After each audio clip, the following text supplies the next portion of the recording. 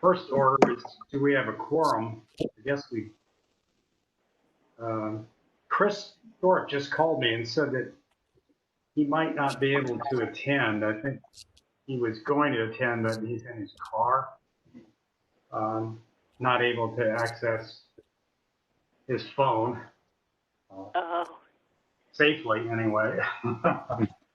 So, see, we have one, two, three.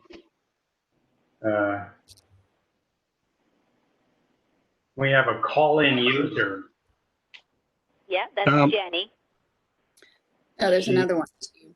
And then there's Jenny, and then. So it looks like we have at least 5 here. I'm not sure if Mr. Perkins is here. Okay.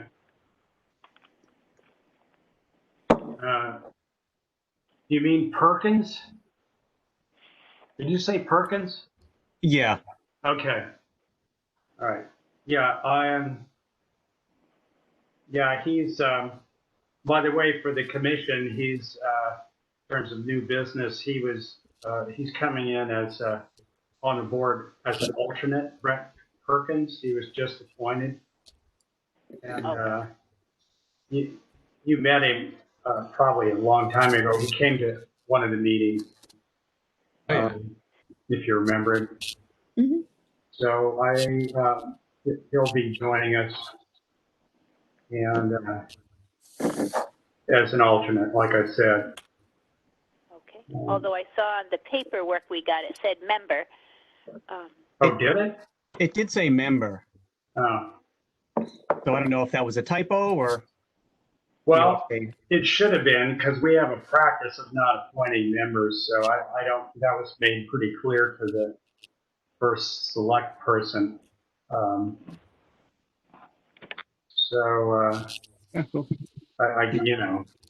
clarify that. Yeah. Mm-hmm. I mean, he can still vote, correct, Keith? Yeah, if he's seated. Yeah, so we just have to seat him. Right.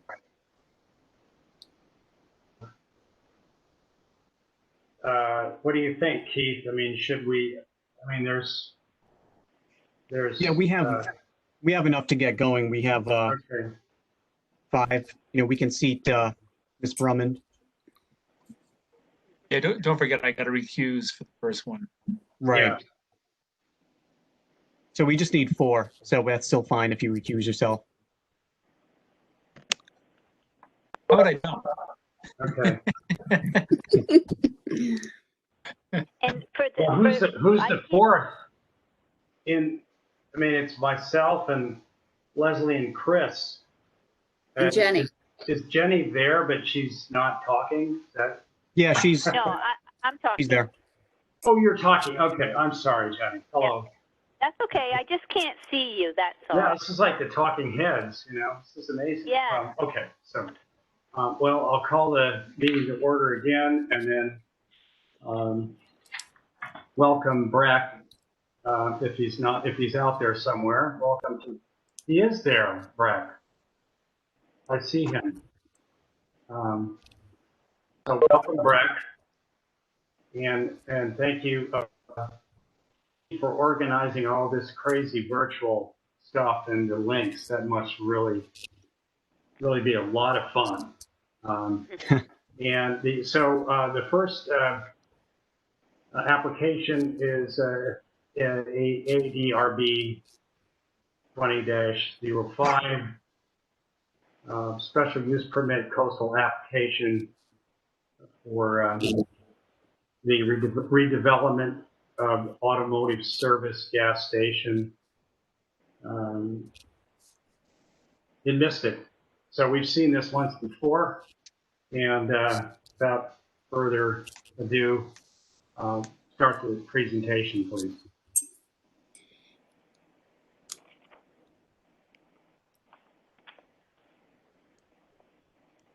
Can you all hear me okay? Yes. Yes. Great. For the applicant, once again, as the chair has put it, this, you have seen this, this application and project before you previously, I believe last month. For the record, Sergio Cerenzia with Cerenzia and Associates. I'm both the president and principal of Cerenzia and Associates, located at 99 Mechanic Street in Pawcatuck, Connecticut. The plans that are before you this evening, at least the site civil and land survey plans, have been prepared under my responsible charge and direction.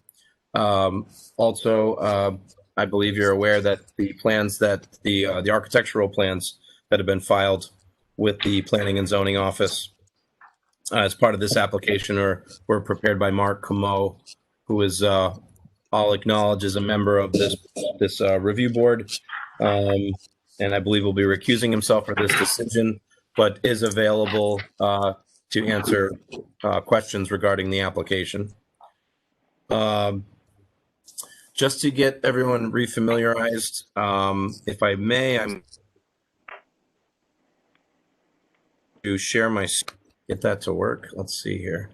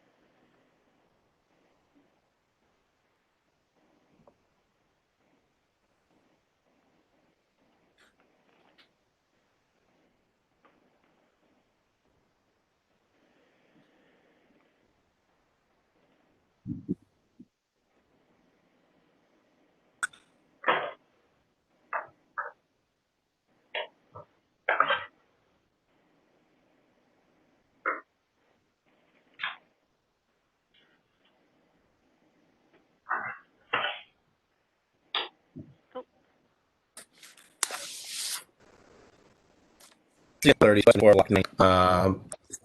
and 32 and Broadway.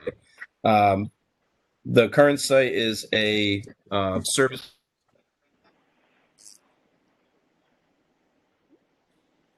I think you're breaking up quite a bit.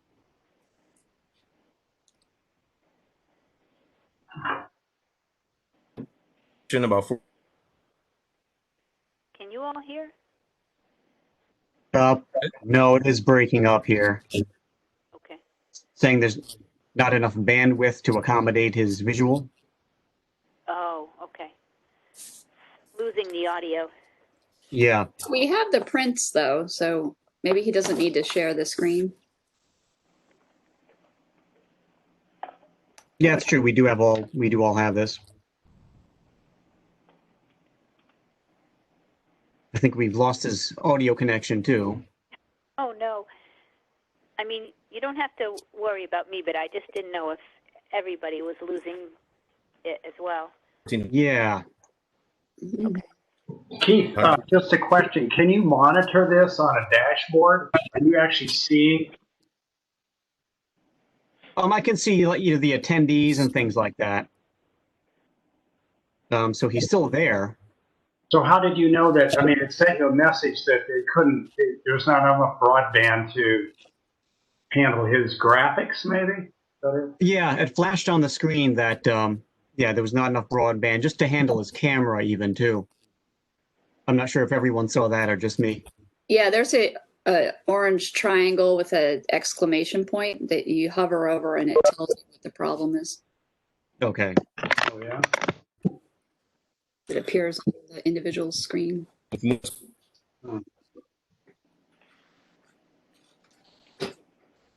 I just texted him and told him we lost him. Okay. Hmm. Okay. Well, That's the thing with these meetings. You're just at the mercy of everyone's internet connections. Sergio said he's trying to call in. Okay.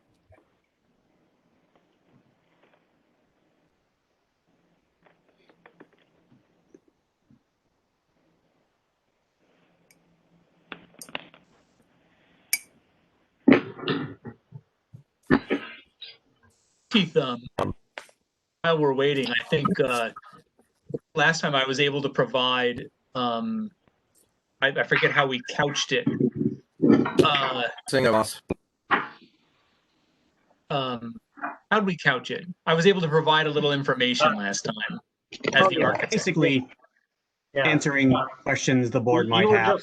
you were just here to answer questions, and you are not the applicant, and Right. so, obviously, we can ask you questions, right? Because that's what we did last time. Yep. So, I don't know what anyone else thinks, but, based on the same format, it doesn't really, we could start this by asking questions. Right, right, Keith? Don't you agree? That seems fine. There's been some slight changes, and I thought if you had questions while we're waiting for Sergio to come back in, you could ask me those. Okay. So I might just explain. I'll make it easier. I'll make it easier, Mark, and ask, have there since the previous application? That's a great question. There has been. I just called back in. Can you hear me? Oh, there he is. Sorry about that. My computer's on the fritz here.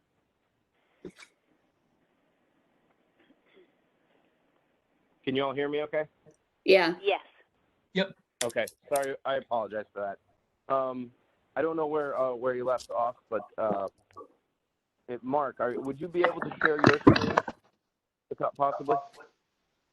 Yeah, Sergio, what we were talking about was that all the plans and exhibits have been distributed to the board. Yep. And so they've got them and what have you. And I was asked the question, what changes have been made since we were here last? Shall I start by maybe addressing those? The only thing that's I think I was describing that stuff before I got cut off from the meeting. So the entrance and the exits have still remained the same. Basically, that we've just provided more detail on the plans that you've seen that are in front of you. But just very briefly, we have refined the parking, the entrance, the exit to just kind of get the geometry down with that, and then leftover spaces more or less are areas that are going to be for landscaping and stormwater management. The other thing I was getting into is how the building has started, how that's changed from an exterior point of view towards the interior of the building. There was I believe there was previously a stair in the front. That is still remaining, and then there's also a stair that was introduced into the rear of the building for a second means of egress, as well as moving the elevator to the back of the building. And then what I was getting into was that there's some of the materials have changed on the exterior of the building. I think Mark will attest that there's we've gone to some more traditional materials. He was taking a little bit of risk with some more modern and varying materials on the outside. And I think he simplified it, but Mark can probably go into that a little bit more. So with that being said, those are really the major changes. The layout has not considerably changed. We've just really embellished these plans into a little bit more refined and detailed state for the special use permit. So with that, I'll entertain any questions. If I can just add, if anyone not speaking can please mute themselves, whether you're on a telephone or on a computer, just so we limit all the feedback and strange noises. Thanks.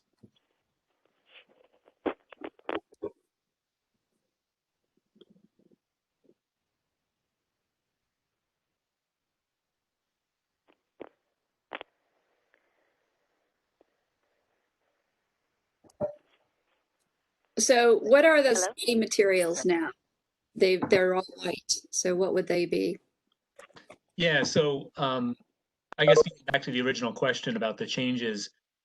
we were looking to do something a little edgier, and it was pointed out to me that the famous Stonington Community Forum, there was quite a bit of chatter about our forward-looking, edgier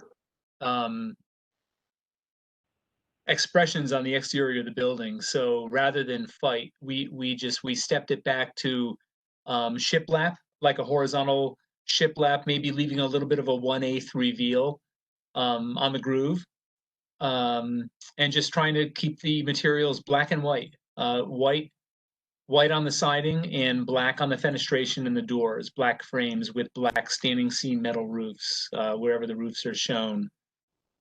So it's hate to keep using Bravo as the poster child, but it's going to kind of look a little bit more like Bravo in terms of a material expression. In the photograph, it shows white window frames, but they would be black? They would be black, yep, that's right.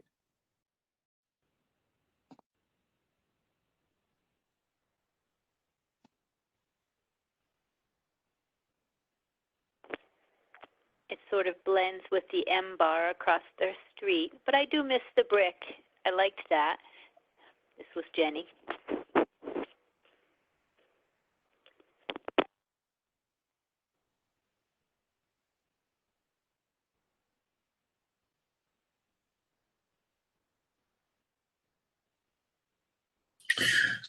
Mark, Delaney, I have a question if you're ready.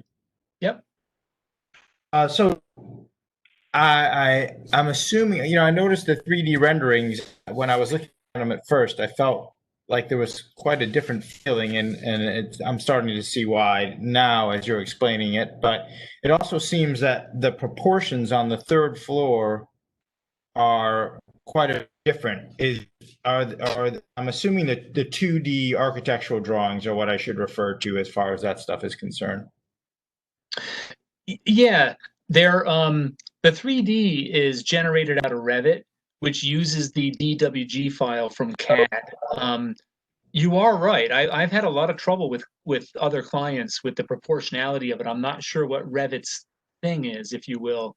But the 2D definitely is the true scale, and you get the proportional perspective distortion with the 3Ds. Okay, yeah, that's it wasn't until I started putting them side by side and realized, because I didn't like what I was seeing in the 3D rendering. It seems that those third floor windows are very tall, and the proportions of the brackets and that the detail at the top, it seems that it shrunk down quite a bit, and I thought that was kind of working against the structure overall. But I'm glad to see that that's just a distortion, because I wasn't a big fan. Yeah, the 2D would definitely, that's generated directly out of the CAD, so that's completely proportional. Mm-hmm. Okay. And now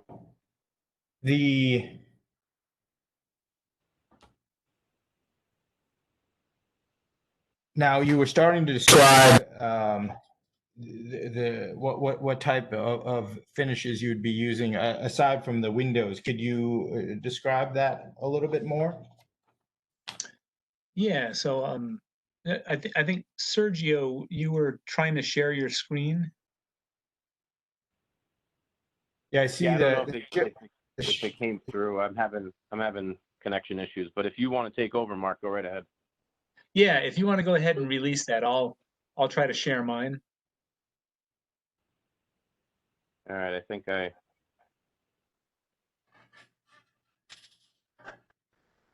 don't think I'm sharing anymore. Okay. No. Oh. Your Yep, screen is there you go, up now, Mark. I'm good? Okay. So I'm going to zoom in here, and I'm going to bring up the east facade, which is seen from Broadway itself. So on the lower level, we're a raised platform construction, so we've got exposed concrete, and our idea there would be that it would be hand rubbed, not just stripped off forms, but hand rubbed concrete, and then we have some belt lines that run through. You see these heavy belt lines of multiple trims that run through at these levels here, would be white. And then all the trim is white. And here I'm going to go over here. In the vertical stairwell area, we have a broad shiplap exposed groove horizontal siding. And then in this area here, we've got a 6-inch to the weather clapboard. These are large Wilco windows, the same as Bravo. The windows actually come down and become the code handrail from you falling out. And so they're big windows, and to kind of let them relate to scale, instead of a 4-inch typical New England clapboard, we went to a 6-inch exposure. And then when you get up into the top area, we have these large pilasters that'll hold up the pergola roof, heavily banded, and then a good sized bracket. And the brackets were kind of up in the air. I could maybe see the brackets being an accent color of some kind. But for now, I mean, all white. But down the road, we might. Well, color is not part of our purview anyway. But we would definitely want to do something that would call attention to the upper area. Probably Chris, to answer your question further, probably a Burrell system or something like that. Okay.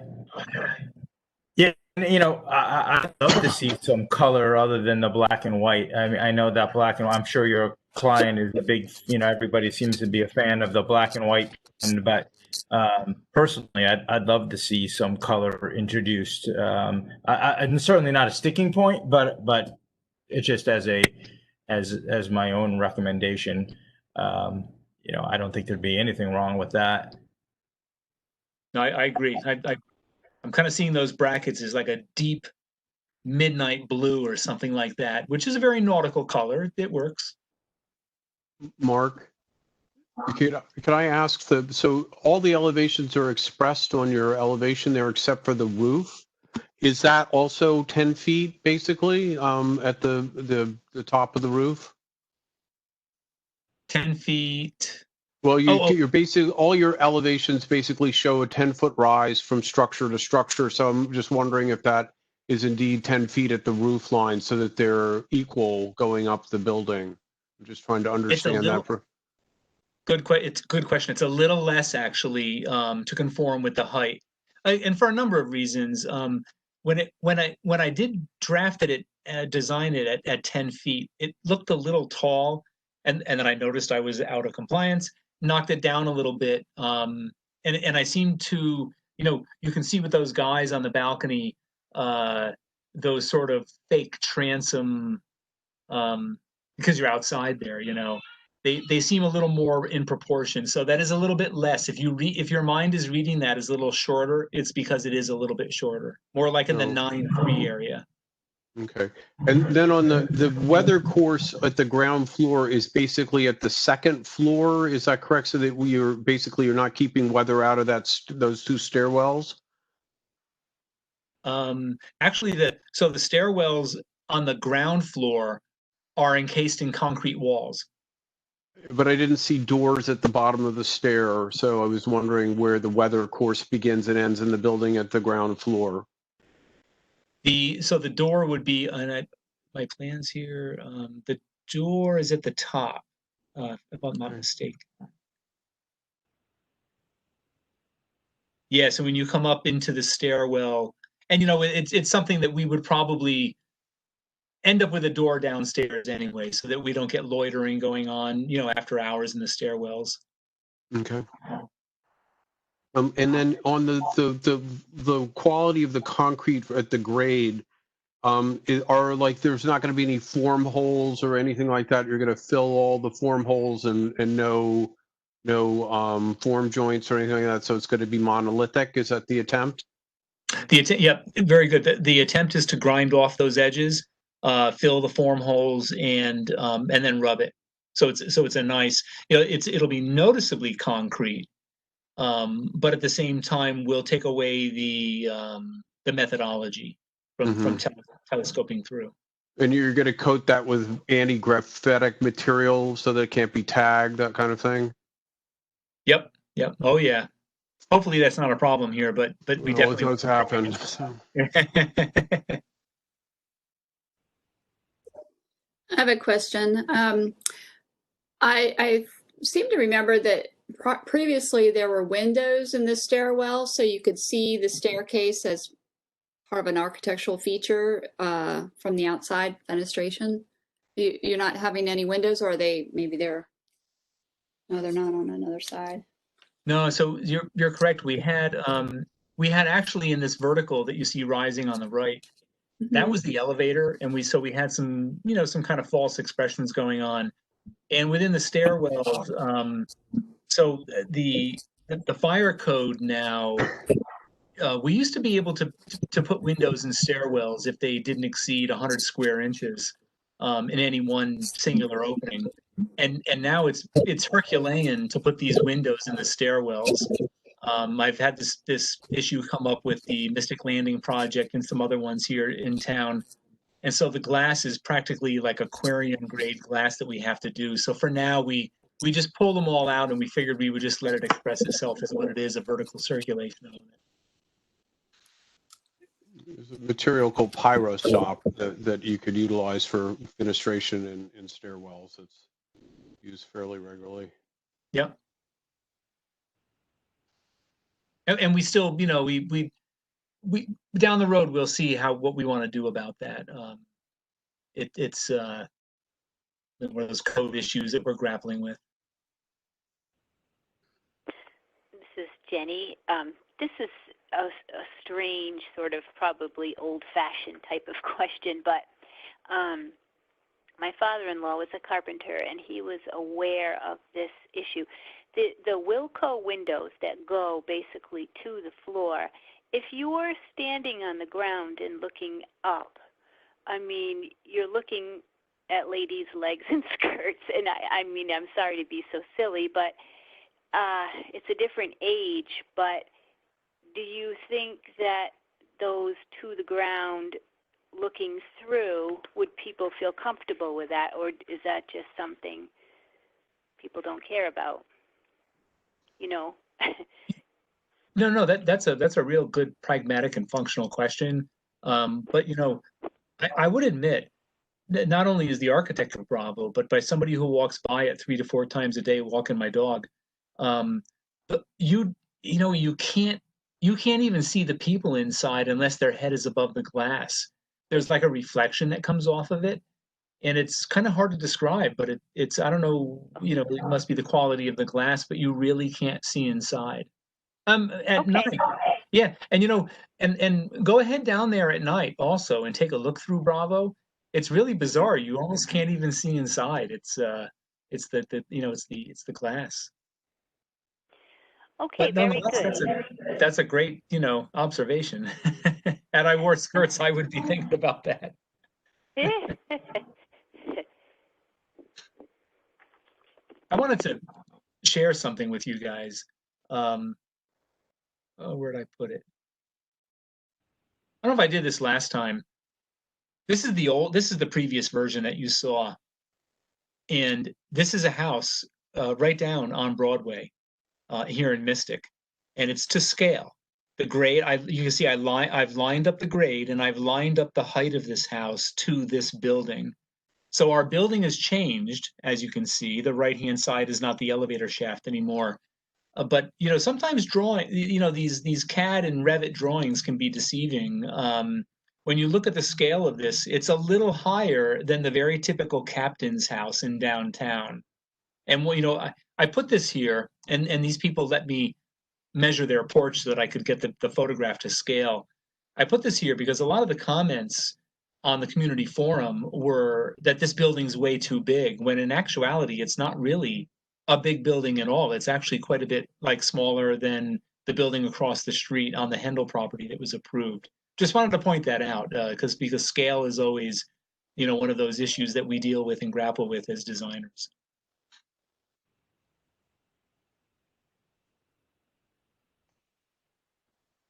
Mark, the old version had a basically an entrance door. Is there a space to do something like that in this version? You mean I mean, this right here. Yeah. You close this out. So now when you look at this, you're actually looking right under the building at the parking area. Mm,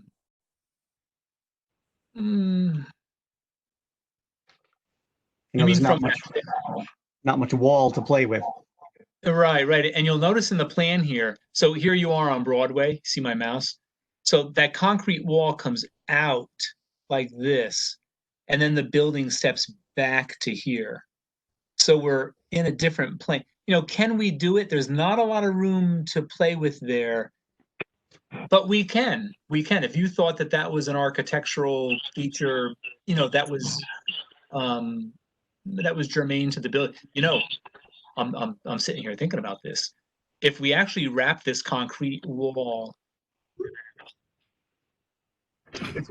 if we put those doors in, it might make it so that you can only get into the stairwell from the parking area below, and that might mitigate any of the concern we have about loitering and people hanging in the stairwells and things like that. Was that merely an aesthetic thing, Keith? Was that Keith? Yeah. Sorry, I should have said my name, but that was just my thought is that, you know, the building that doesn't have a entrance to the street, so to speak.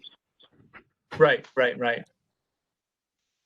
where it's stilted up off the ground, I think it's going to kind of be clear, you know, as to why. Mm-hmm. Is the elevator stairwell considered the main entrance of the building, or is it the other stairwell? I think if you know, I live right down the road here on Broadway. I would go up the stairwell here and into the building. The elevator, I think you're going to see probably more use in the elevator from the services that come into the restaurant, food deliveries and things like that. And then you know, the non-ambulatory, of course. But I think that this front stairwell will really be the kingpin in terms of ingress into the building.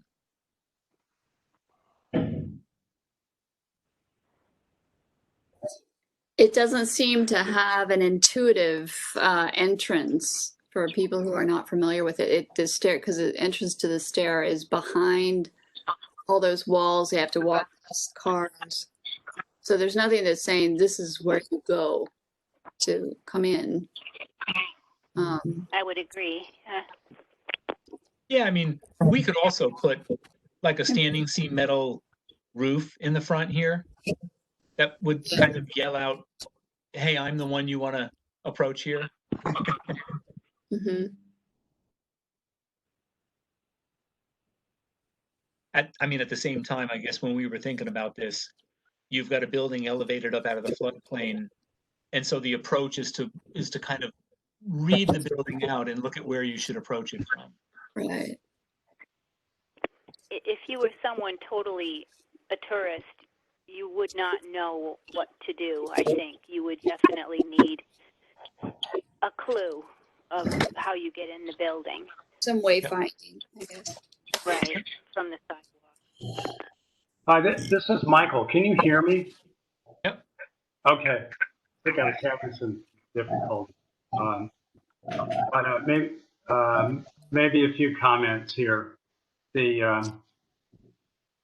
I think the comment that's focused on, let's call it the entry, whether it's ceremonial or historic, is very important to this building. And this is a process because there's lots of elements that I think are being sorted out very nicely. And I know the last time we met, at least I commented, and I think there was agreement that that there was an interesting space below the building that connected this building. You know, it happened to be for parking, but you know, that was a positive. And it looks like that has actually been expanded to the point of losing the sense of pedestrian scale, Mark.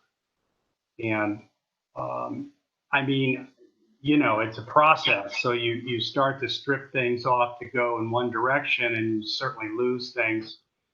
But from what I remember, and the scheme, the original former scheme that you showed in your elevation, with had that sense of you know, pedestrian um, connectivity, if you will, and scale that I think you've recognized we might have nixed in this scheme.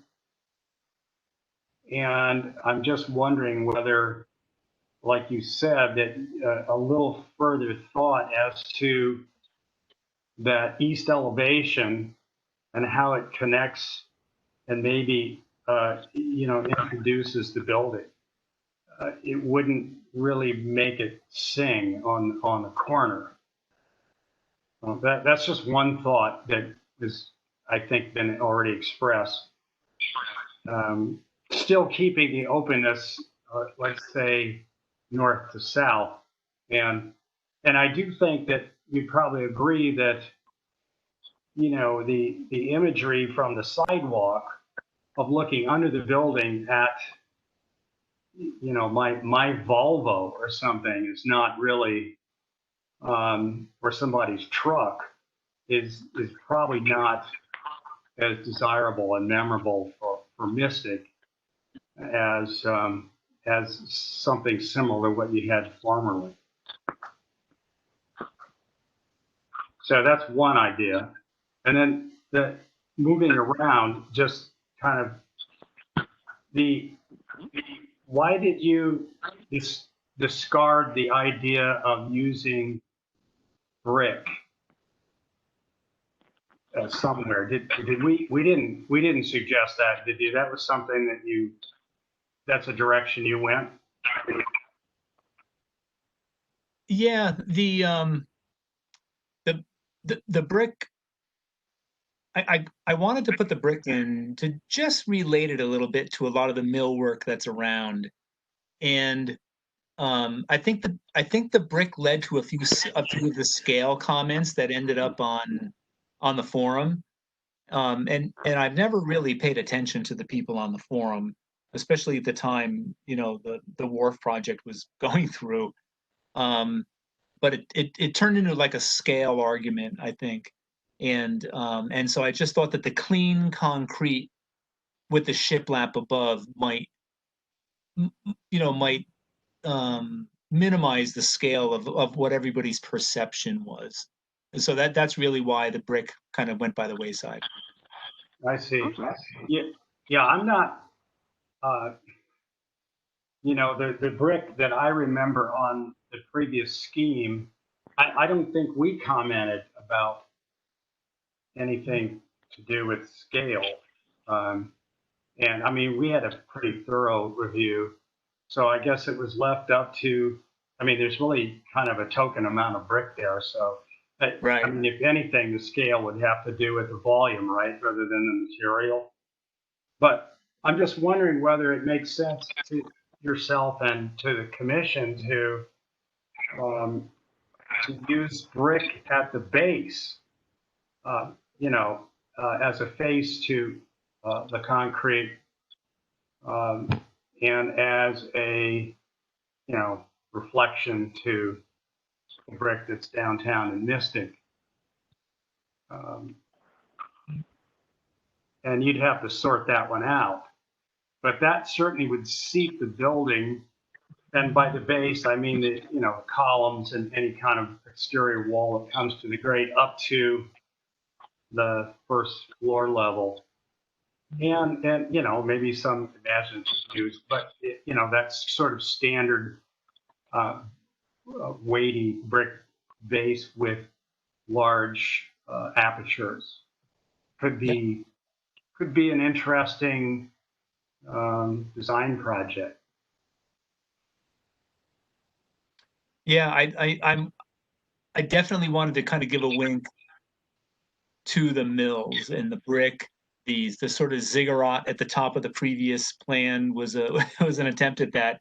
And I think that, you know, I know my client likes the real clean look, and he's shown this to some prospective restaurant people who really like the well, they like the first building, but they like the edginess that we were able to maintain in the second building. What about white brick? Keep the scale, keep the color scheme going, and then let those accents pop out where we put them. It makes sense to me. I mean, you know, it will read as brick as you approach the building, so it will give you that connectivity. I don't think it has to be, you know, factory red brick. I don't know what anyone else thinks, but yeah, I would think that would be kind of a good way to move this forward.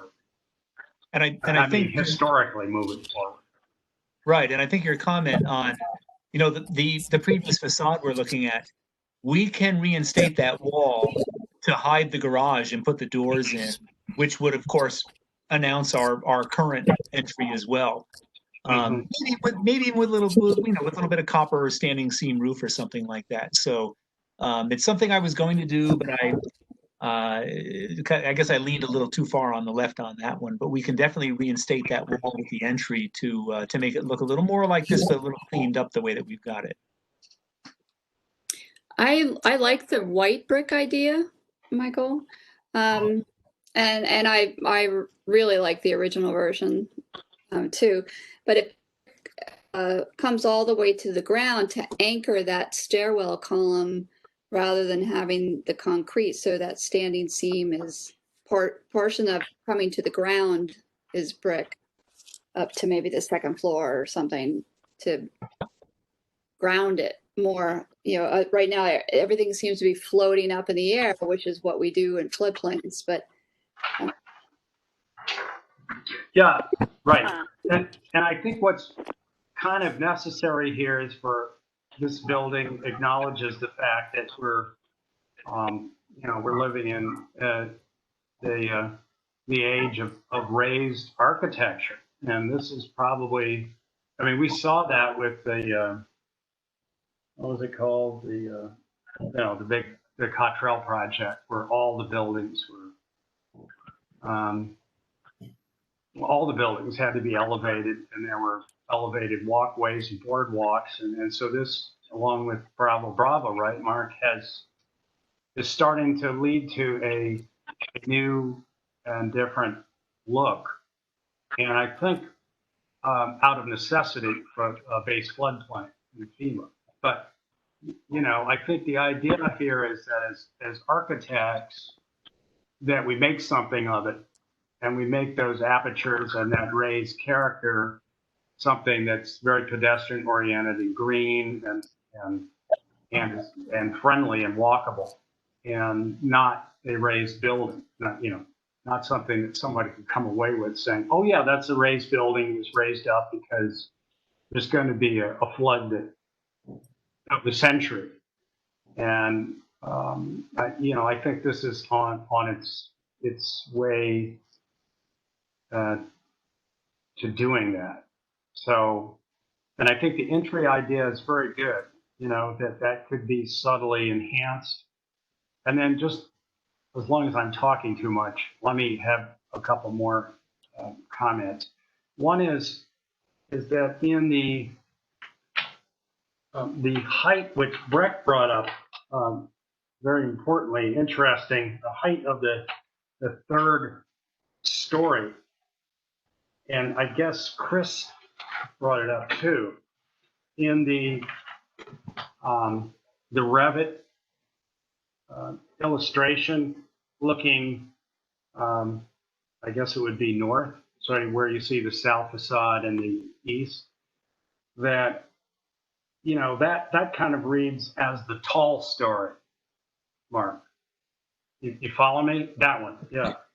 Yep. And there, if you look back through a lot of really good design work and you look at where they got the precedent, for this image, you come up with something. When I saw this image, not the AutoCAD elevations, and I saw the exaggerated third story, it made a lot of sense to me.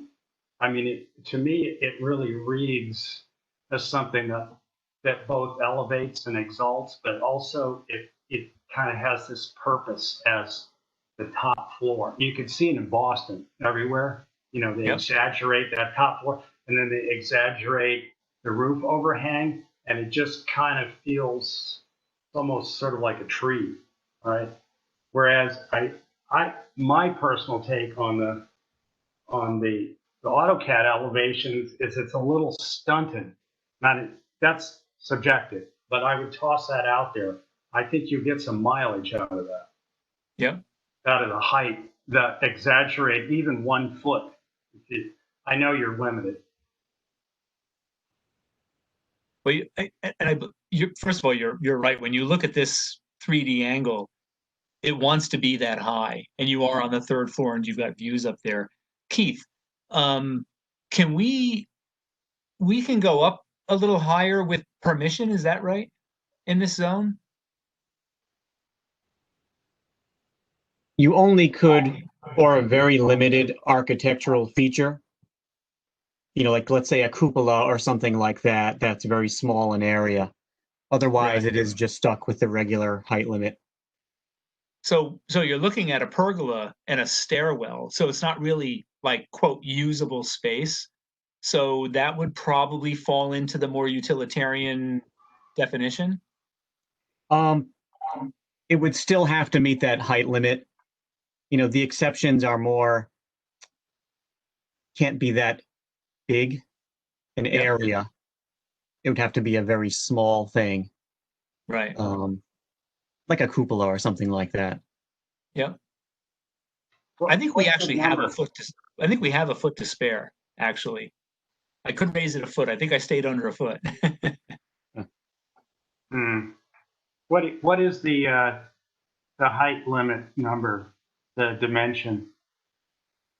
I think it's 40 feet or from average finished grade to the top. It's 40. I think so. I will double check that here Yeah. before I spout it off at a public meeting. That's correct, Keith. This is Sergio. Okay. If you reference our plans LS5, the maximum height limit is 40 feet. And Thank that's you. measured as average finished grade to, in this case, it would be, since it's a flat roof, it would be the top of the roof, I believe. Right. And I think we're just about there, Mark. I think we might even be 39 and change. I'd have to check. That's what I thought. I was going to open up and just check it out. I mean, we have some flexibility, I think, with maybe picking up the grade around the building. You could do But, plus because we're so 7. close to the we're so close to the road, it would be difficult to modify that grade too much because we have to match grade at the abutting streets.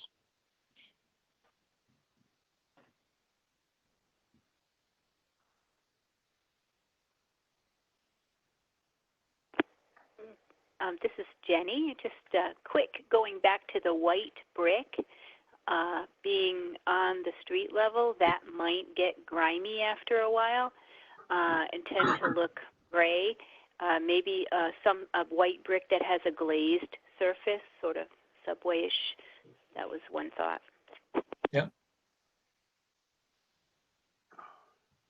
Mark, this is Chris Delaney.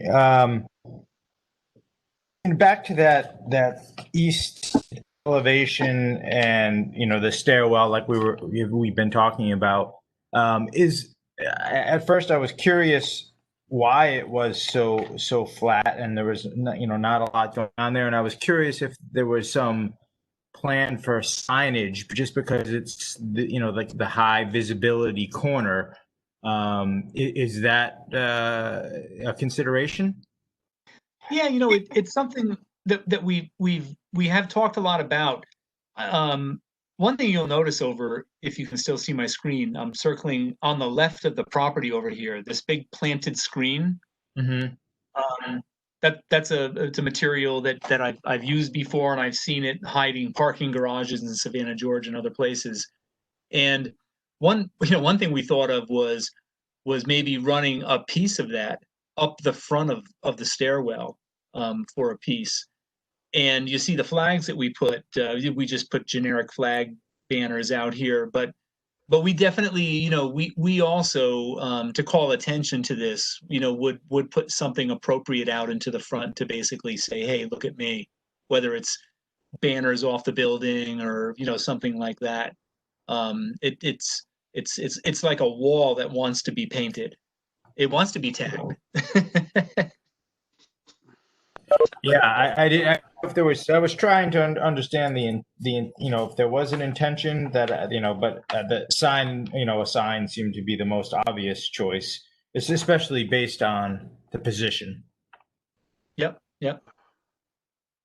Hi, this is Breck Perkins, and I'm concerned about the ADA and all the work that I've been involved with. The principal entrance of a building has to be ADA accessible. And or that's my interpretation. I may be wrong. But I was wondering if that had been considered with regards to the placement of the elevator to the entrance of the building. And then the second aspect of it is the question is like the lighting of the undercarriage of the building.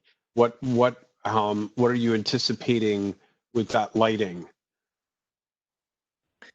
Yeah, so that's something that would be a balance between what the lighting I'm talking about, without making it a Christmas tree, making sure that the neighbors were satisfied with the level of lighting that we have down there, and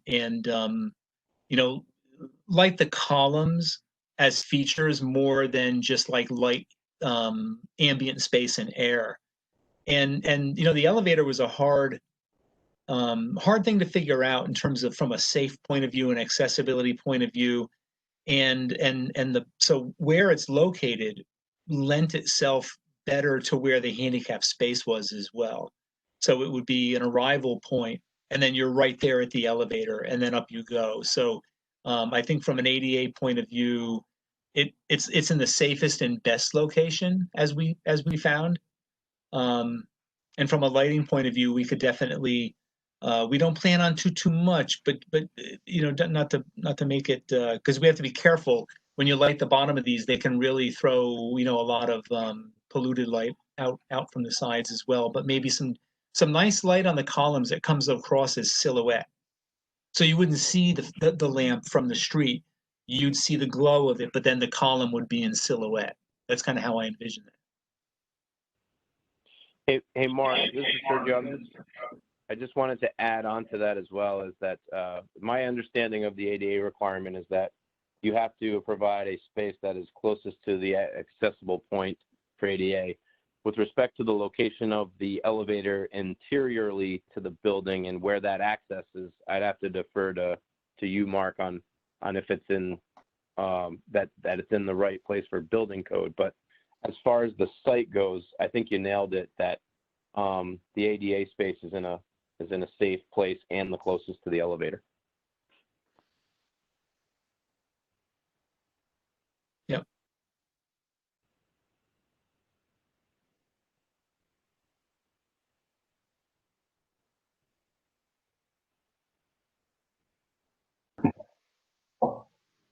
Hi, Michael McKinley here. Mark, is the green wall that you referred to, let's see, that would be to the west side. Is that part of this application? Is it your intent? You haven't talked about it.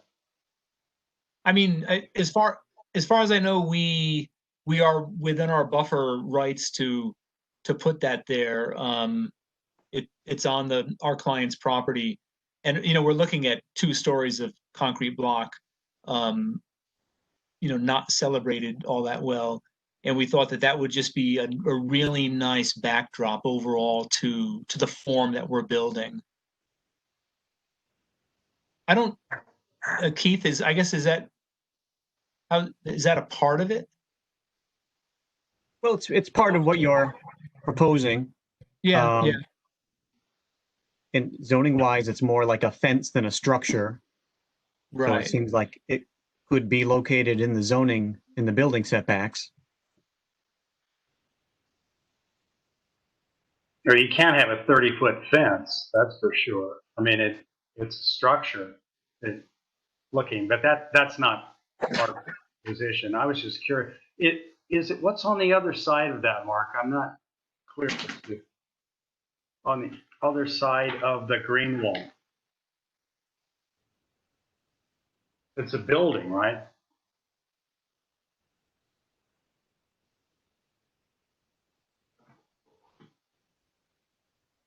Looks like this is Keith. It looks like Mark is off camera, but yeah, the building behind there, it's the Mystic Junction site.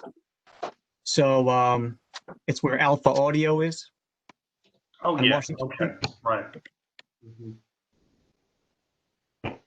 Yeah, to answer your question, Mike, and I think Mark's back now, but there's just a very large mass building about, I think it's less than 5 feet off the property line. So the purpose of that screening was to try to mask that building, and because it's much closer than what I believe. It's a pre-existing nonconformity that we're just trying to mask. We batted around ideas of maybe, offering to paint the wall to make it look more attractive, maybe put a mural on it, and then our client decided it would, from seeing some of these applications, I think, in some of the larger cities of some greenscape climbing up a building, and I think Mark alluded to it. Maybe we might even put it on the building itself, but I believe Mark might have some. Yeah, he's bringing it up now. It's a big, ugly building in the back.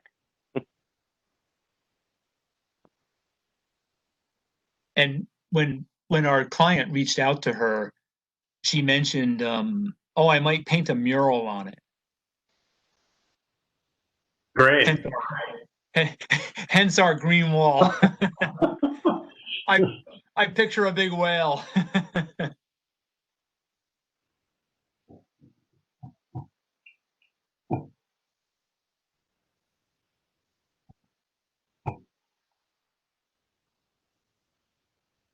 Well, I would think that, we can't very well ignore it in our review comments. I mean, it's, even if we do ignore it, I mean, when we approve this, it's going to be approved by this design review board, whether we say anything about it or not, unless we saw it.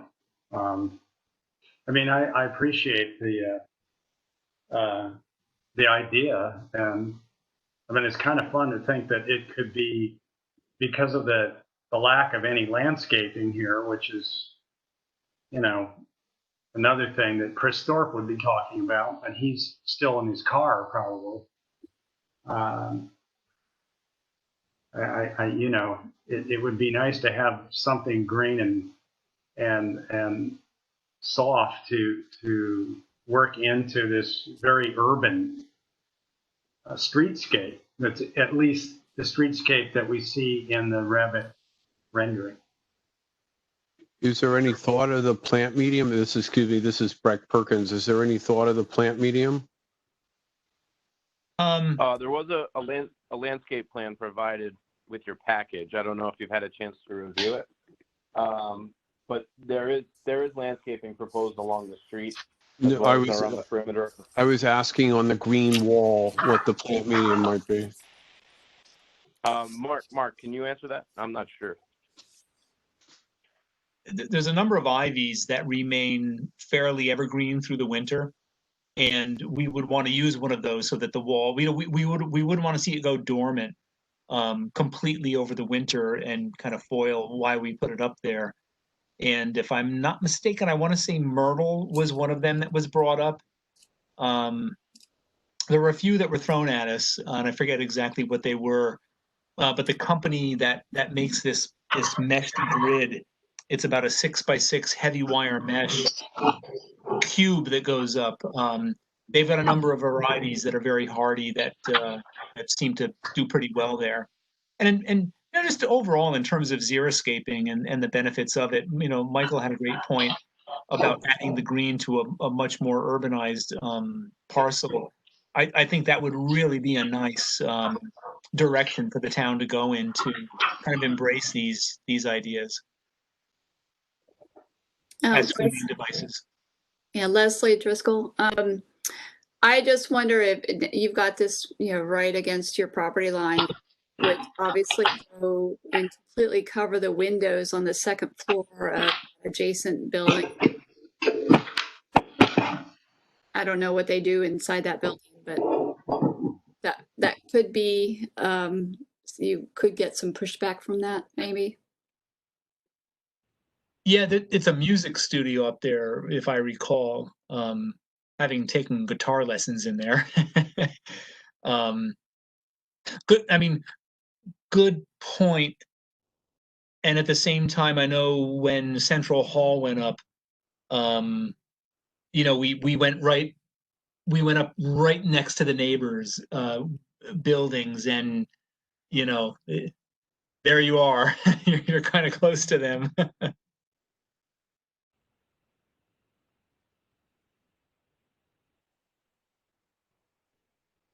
Maybe we leave it open. Maybe there's a way to keep an opening to let the light in or something like that, which we'd be more than, amicable to be talking about.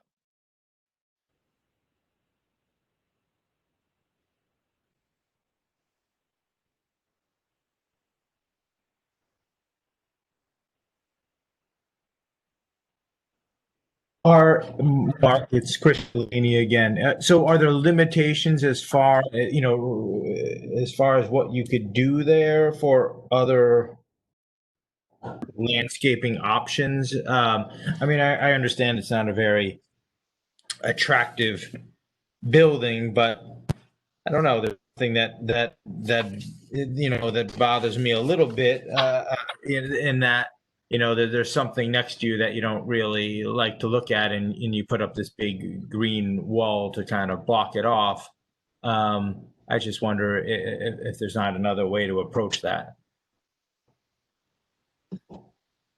I mean, that's a good point. And one thing we thought of is that that green screening, we think first of all would contribute, and second of all would be not a large investment in creating a better backdrop for this project, and not knowing what's coming down the road. I know the folks that own that whole complex of properties there have been courted by developers for a number of years. So there's a good chance it's going to sell, within our lifetime, obviously. And if something really nice was to go in, the wall can come down fairly easily. You know what I mean? It's not a wall. I mean, the screening device could come down. So it was kind of like, well, man, what if something really nice goes up there and we want to look at it, but then what's there now we don't. So we came up with this in the meantime, and I think it was a pretty good halfway meeting point that it could be temporary and it could definitely be revised down the road. And it looks like the photos that you provided too, that it grows through. It's just not one side. It's, it comes through on both sides. And that's my understanding of the general. That's correct, right? Yeah, it's about 6 inches. It creates 6x6 cubes of a matrix of wire, and it grows all the way through that. So it's going to be kind of like a net 7 or 8 inch thickness of ivy that goes up. I also wonder, and it's hard to see well, actually, no, I take that back. It is pretty easy to see on rendering view, but that it just kind of comes to a hard edge, I don't know if this is the right answer, but you've got landscaping next to it. Maybe it could be tapered down, or to maybe look a little bit more natural. Mm-hmm. It it seems so to end so abruptly. Or maybe somehow the landscape could be incorporated to kind of take that hard edge away. Yep, I see what you mean. Hi, this is Brett Perkins again. I'm wondering, what is the anticipated growth to get to the top of the wall? Because you're not going to buy ivy that's all ultimately, going to be that high. You're going to have to start it from at some point in time and have it grow up to the top, right? So, I mean, Yep. so does the landscape architect have an opinion as to how long that growth would take? So, because you're going to be looking at the sort of wiry screen for some time. Yeah, from what I understand, it's around 3.5 to 5 years to see full maturation onto the wall.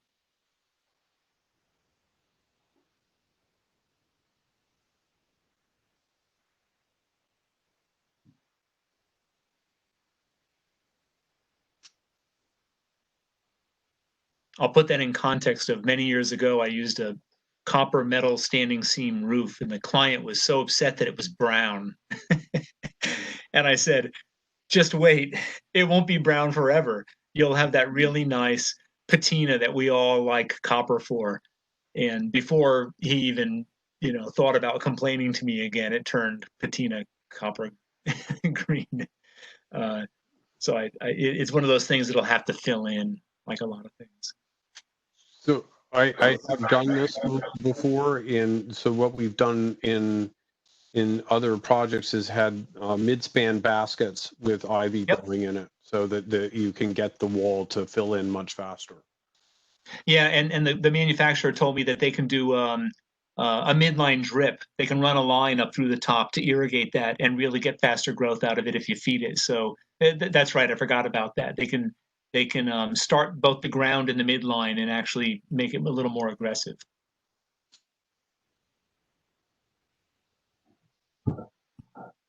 Okay. Michael McKinley here. I assume you can hear me, right? Yes. Okay. My mute button is not really working like I wanted to. So to just back up, because this clearly we're spending quite a bit of time here, and it's an important project for the community.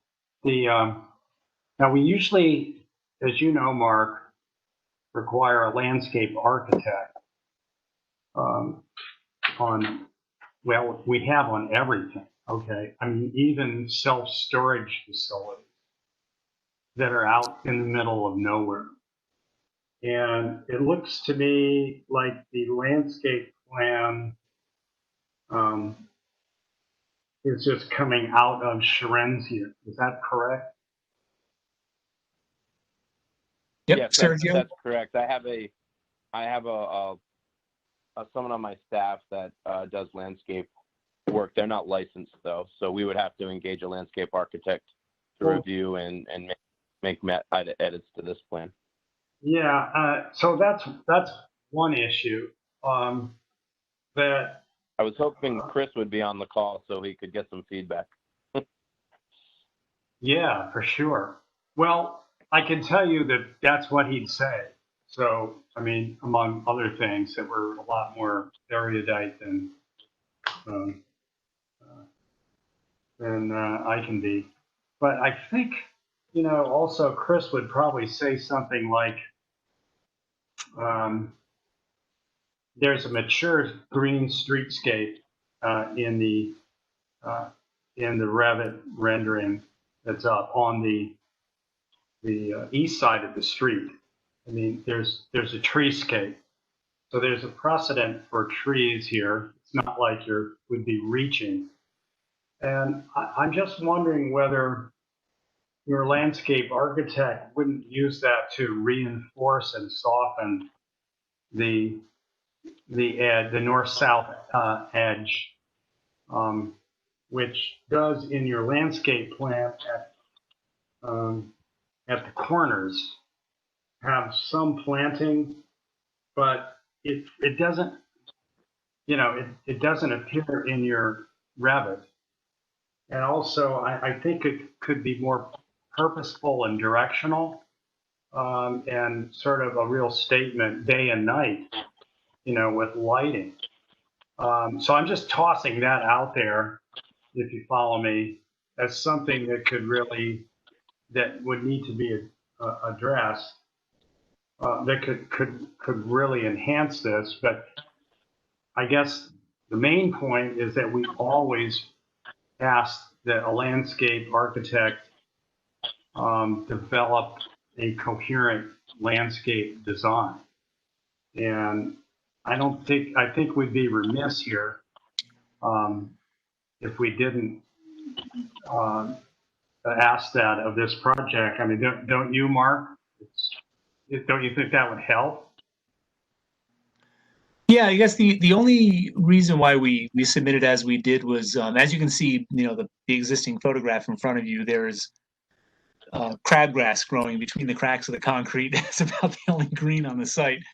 And from a sight line point of view, the traffic out of Washington Street is actually quite a bit. Today, Sergio and I stood on the corner talking with the police commissioner for oh my God, about an hour and a half. And the cars that come out of here were very numerous. And one thing we have heard is that some of what ended up at M-Bar is a visual distraction from judging the traffic coming this way. So, and then if you turn and go the other way, you can see it's a pretty busy, wide open corner. So I guess the only reason we didn't go a little further was because it's a pretty barren urban lot, and we thought that maybe functionally, given its position on the corner, we wouldn't want to kind of gild the lily and put too much in the way there of the sight lines. But you know what? That's what landscape architects do. Yeah, good one. But I think the urban character of this, I mean, there's a lot of wonderful urban landscaping in New York that is specified so that the trees do not obscure sight lines. There's sight lines everywhere for traffic. So I think that could be finessed. And, maybe obviously the entire site could be reviewed with the green wall and sort of made coherent. But I feel like if we approve this tonight, the landscape, there's just a bunch of pieces that don't really cohere. I have a question. This is Leslie Driscoll for Sergio. To get your parking requirement, do you absolutely have to have those two parking spaces in the front of the building on the east side? Because perhaps that could be like a landscaped area that just softens everything there.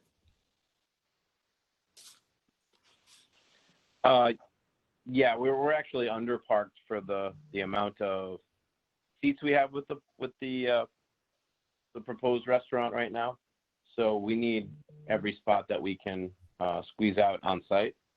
If something changed with the building program, or if we're allowed to pursue off-site parking, then we may be able to use that area for some additional landscaping. As Mark pointed out, the entire site is a concrete and pavement jungle right now. So we made our best effort to take the spaces that were available after laying out the parking to manage stormwater and to embellish with some greenery. And to Mike's point, we fully intend to have a landscape architect review the drawing that I've prepared and have them comment and make edits as they see necessary. I've already actually engaged a landscape architect. She just couldn't be on the call this evening. Hi, this is Brett Perkins. I have a question for you. I mean, obviously everything is upstairs, your kitchen, all of the, your purveyors are going to probably utilize the elevator and, but what comes in must go out, right? So there's got to be some place for a container for garbage. What was how did you think about that with regards to your site plan? Because I don't see anything for garbage storage in the existing building or whatever in the upstairs. I mean, it's not defined at least.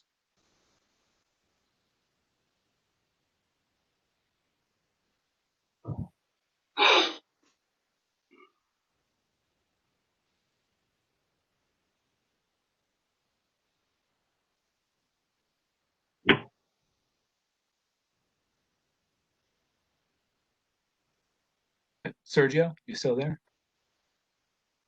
I'm still here. Was that a question for me or Mark? Is Mark you there? Well, whoever wants to answer that from the design side, it just, I wasn't sure if I should ask Mark or you. So So you're just asking where the trash receptacles are going to go? yeah. So I mean, you're going to need some container somewhere to be able to deal with the waste that's coming out of the building. Yeah, I believe we're going to handle that underneath the building. Where? Mark, were there some areas that you had designated, or is it everything taken up? There was, so this is the elevator on the west side here. And this is the emergency stairwell coming down. Between the elevator and the stair, we have, I'll give you a dimension on that, an unused space of about 8 feet 3 inches. So right about in this area next to the elevator is about the only space we've got left on site to be able to squeeze anything.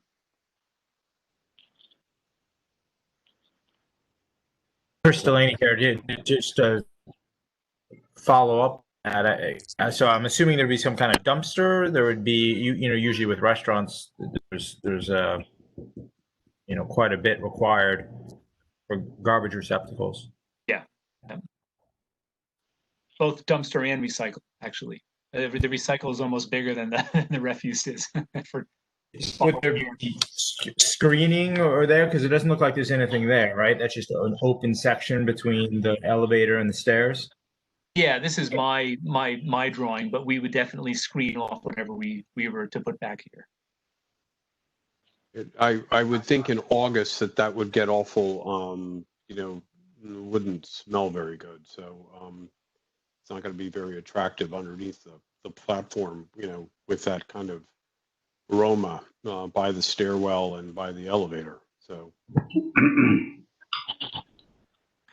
yeah, what we found, the key to refuse when it comes to restaurants, having done Friar Tuck's and Pizzetta and Bravo Bravo, and is frequency. But Pizzetta, a lot of people don't realize that their dumpster is really not even far from the outdoor dining area, but it's all about the frequency of the pickup and making sure that there's no standing items.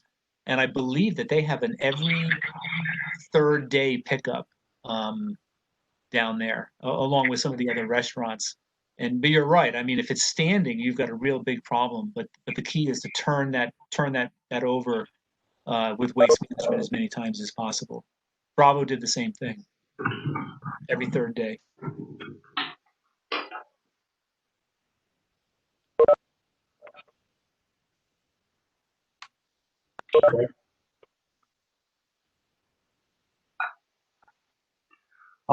This is Michael. Can I just and make a general comment? Keith, do we have, this is to Keith, do we have another applicant tonight? Is that correct? We do, and it's a very significant one. So we're at 7:20 now. And so that means that we've spent an hour and a half on this. And the next one is going to be at least an hour. I say that with some reservation. So we should think about wrapping this up. Yep. And unless there's something very important, we should think about packaging this, giving the applicant, summarizing our comments and discussing, where we want to go here and move on to the next application.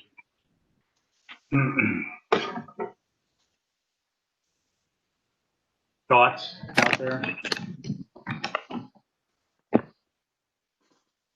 Well, Delaney, again, I think, I think I understand the applicant's point about the landscape architect, and, I realize that there's not much there now, but proposal of the green wall, and I just also think that I was kind of alluding to this when I was asking some questions about the green wall, the value of a landscape architect in making that, or as Michael likes to say, good landscape architect, in making that transition work, that green wall, I think would be a pretty important part of this application. I don't know how far we could go. I have a pretty clear memory that we did specify in the previous application that there needed to be a landscape architect on this. Isn't that correct? Do you remember that, Keith, or am I wrong?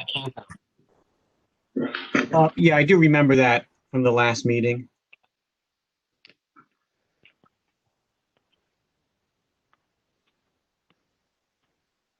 Okay, so that's a given. I mean, that really, whether we did or not, Chris, it's, we'd be remiss if we didn't. So, and it also is going to benefit. So, I have 5 points here, which we could put into a commentary on the project. Because, I mean, from my point of view, this project is still in progress, and we'd like to see them back and address the 5 or more points that we put forward this evening. Is there general agreement on that? I would agree. I would definitely agree with that. Yes, Jenny would too. Okay. Yes. So please chime in, but I'll put these 5 points out there, and then we can, make them more coherent or add to it. So the first one, and are you taking notes, Keith? Yes. Thank you. Is just the landscape architect is required, along with the presentation work or landscape design concepts. Yeah, that would be one, however you want to make that into a sentence. 2 would be that we encourage architect to add a front entry, if you will, east entry, and enclosure wall at the first floor.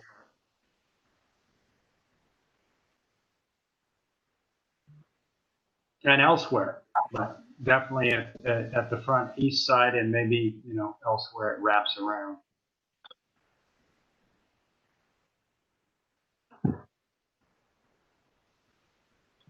Okay, and then third, that we'd like the architect to look at the use of brick, perhaps white brick, for the first story exterior material.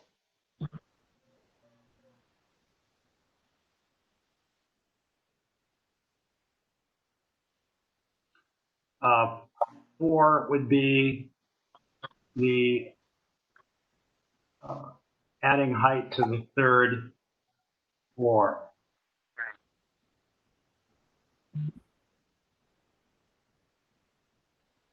And I just thought of this one, but I think it makes sense because we've done it before, is that we could encourage the, I guess it would be planning and zoning to, and you'd have to help me with the wording on this, Keith, but to give some relief to parking. So we would support a waiver or variation of parking requirements because of the unique character of this site. Because of unique difficulties to this site. Yeah, and I think just leaving it at parking relief makes sense because it leaves it open to Right. different zoning avenues they might take. Mm-hmm. Any comments, additions, revisions?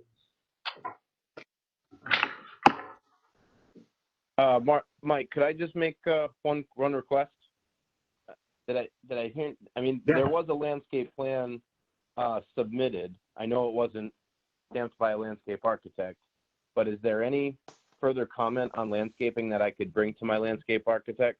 I know it's kind of tough with Chris not being in the meeting, but was there any other direction? I think you had mentioned something about making the streetscape a little more cohesive with the rest of the properties along the road, along the highway. Yeah, my comment was that the rendering is not in the same, does not portray what's on the site plan, so it's a little hard to know what you're commenting on. But we all gravitate towards 3 dimensions, and the general comment is that urban greenscape, I think, is a very apt and succinct way to describe it. Obviously, it has to be safe, but there's a certain formality to the building. I mean, you're not just going to plant random. There has to be a geometry of trees that is in concert with the building and the street. Any landscape architect is, well, I shouldn't say that. But, be careful. I shouldn't say that, but that would be the starter. Okay. And, there's more to this than obviously than the streetscape. There's the green wall. Yep. I mean, that could be managed very professionally, or it could not, as Breck was alluding, it could just wind up being a steel screen, in the worst case. So there needs to be some overall guidance as far as all edges of the site. Understood. Okay. Yeah, I want to make sure I can bring that to my landscape architect. If anyone has any other commentary, I'd be welcome to it. Well, this is Brett Perkins again. The trees between the wall and the building won't survive. There's no sunlight there. They'll get 1 hour of sunlight at best. Yep. So, Okay, thank you. Yeah, perhaps the dumpsters go back there behind the staircase between the plant wall and the staircase. That would make practical sense. Thank you. And I agree with what Michael said in that somebody walks by MBAR several times a day. I know they're closed, but when they were opened, here you can see the streetscape in front of you. There is no continuation of the streetscape with their final plan, and they've got this bizarre allowability to have parking there, and you have this like service station unsafe apron of cars zipping in and out of those barrels that you see. So we don't want to be that. We want to do the right thing. If and when MBAR opens, I think that their frontage onto Broadway needs to be re-examined because it was in my opinion, a little bit of a planning faux pas. It really is a cluster mess there. As someone who lives here and sees this every day, so I'm quite qualified to say that. Yeah, Michael McKinley again.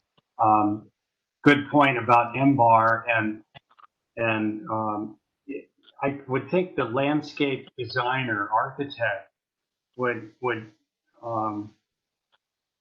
develop the concept here that this is a gateway, maybe with a small g, to Mystic. That this is to lead you into Mystic. And there's something there that generates some ideas immediately about the landscape.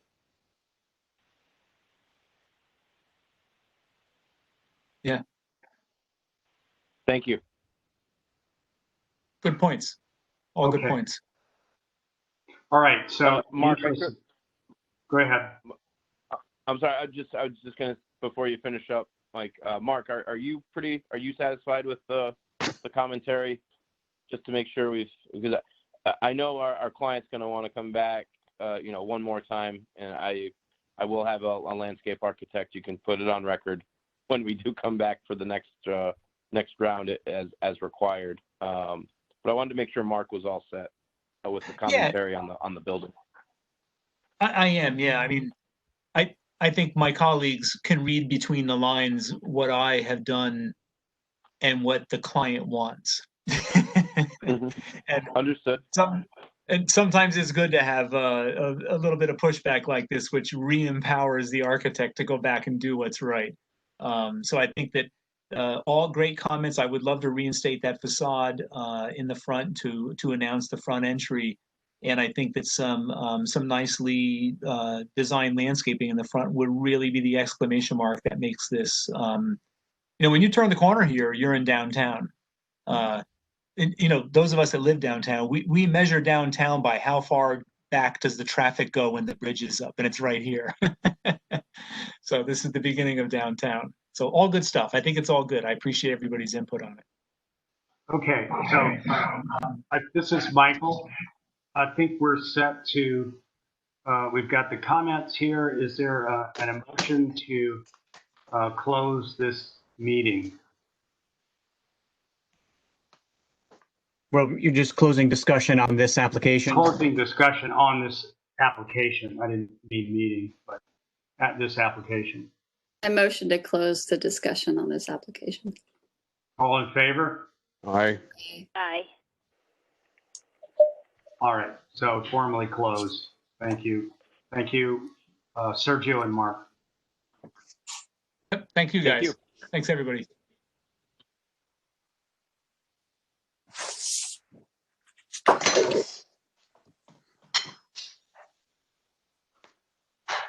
Okay, well, this is going to be a long evening. I don't know if you're going to have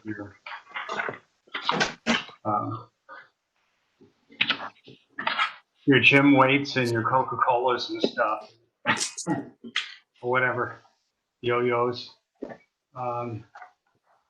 So I guess I will move right to the next, unless somebody has something to say in the interim. Any comments here or general? Nothing? Okay. So we'll move right to the next applicant, which is ADRB 2006, the special use permit application for development of an 82-unit residential with 70% of the unit leased as housing. Proposal includes parking, stormwater, utilities, associated landscaping, etc. So before we open this to the applicant, in the interest of time, we are not interested in engineering aspects. All right. I mean, we have a big set of working drawings here. We understand that. Okay. So, I mean, we don't have the time. We need to get to exactly what the issues are as it relates to the architectural review. So with that, William, that's William. Hello, William. Wow. How are you, sir? I didn't even recognize you. That's okay. Yeah. It's a little Well, different in probably, this forum, so I appreciate it. Good evening. Thank you for taking the time for us tonight. My name is, for those of you who don't know me, my name is Bill Sweeney. I'm a land use attorney and partner at the law firm of Tobin Carberry in New London, and I certainly appreciate the opportunity to appear before you tonight. I'm going to try to be very quick, but this is a somewhat different application than you are typically used to reviewing. And so I do need to provide a little bit of background for your benefit. I represent Wind Development Company, LP, which is the development arm of Wind Companies, which is a private family-owned regional housing developer that's based in Boston, Massachusetts. And I'm here tonight because we have an application pending before the P&Z Commission for an 82-unit affordable housing project. We've submitted that project under Section 8-30G of the Connecticut General Statutes. We're proposing this at 27 West Broad Street and 15 Cogswell Street in Pawcatuck. I've got a number of people with me here tonight. I've got Matt Ravagna, the project manager with Wind Development, and Adam Stein, who's the senior vice president of Wind Development. I do have Paul Vitaliano, our project engineer, who's not going to share any engineering details, but rather simply just walk you through the project site plan layout. I also have Eric Bednardek. He is our project landscape architect. He's also with VHB engineers. And I've got Jay Sidzmanski and Paul Humphreys, who are the project architects with the architectural team. Again, this evening, I'm just going to provide you some brief background and introduction. Mr. Vitaliano is going to walk you just through the site plan layout, just to show you how the site lays out schematically. Our landscape architect will discuss the landscape design that we're proposing for the project and the plantings. Mr. Simansky is going to go through the architectural concept design. He's going to talk about some important precedents that led us to the design we're pushing forward. We're going to review floor plans, elevations, and some renderings that we've done as well of the project. And then I'll close with some concluding remarks. It's really important tonight to understand that we are scheduled to be heard by the Planning and Zoning Commission tomorrow night. And that's when our hearing is scheduled. We certainly would appreciate comments from this board for that meeting. It's particularly important because of the way we're financing this project. We're getting financing from the Connecticut Housing Finance Authority. It's a competitive grant process to build affordable housing throughout Connecticut. And we have an application deadline that is looming at the end of October.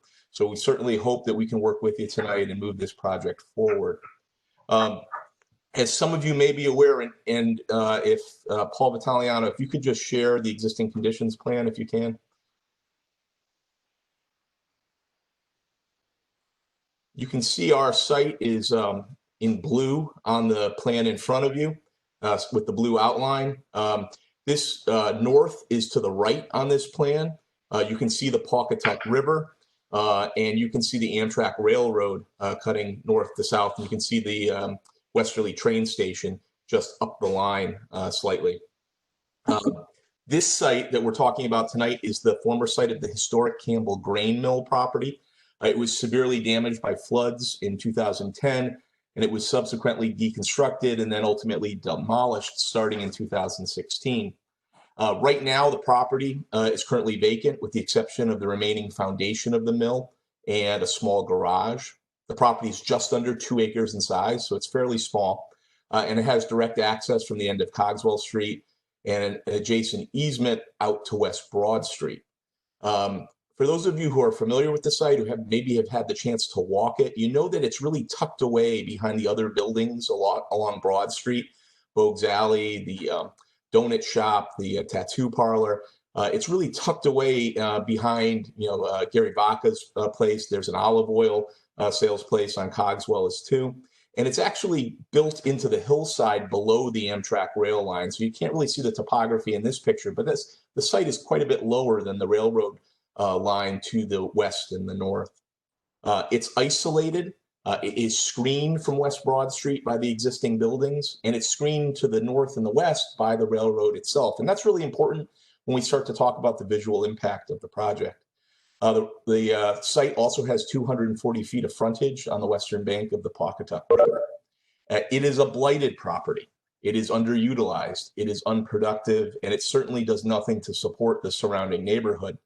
This property was actually targeted by the town for redevelopment, and it was actively marketed by the Economic Development Commission. Dave Hammond and his group has been working for several years to get a developer interested in the site, with the hope of doing affordable housing on this site to support the economic revitalization of Pawcatuck. My client, Wind Development, specializes in mixed income, inclusive residential developments throughout New England.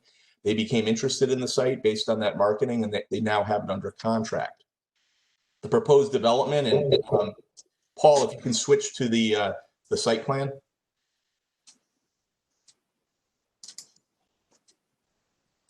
Thank you.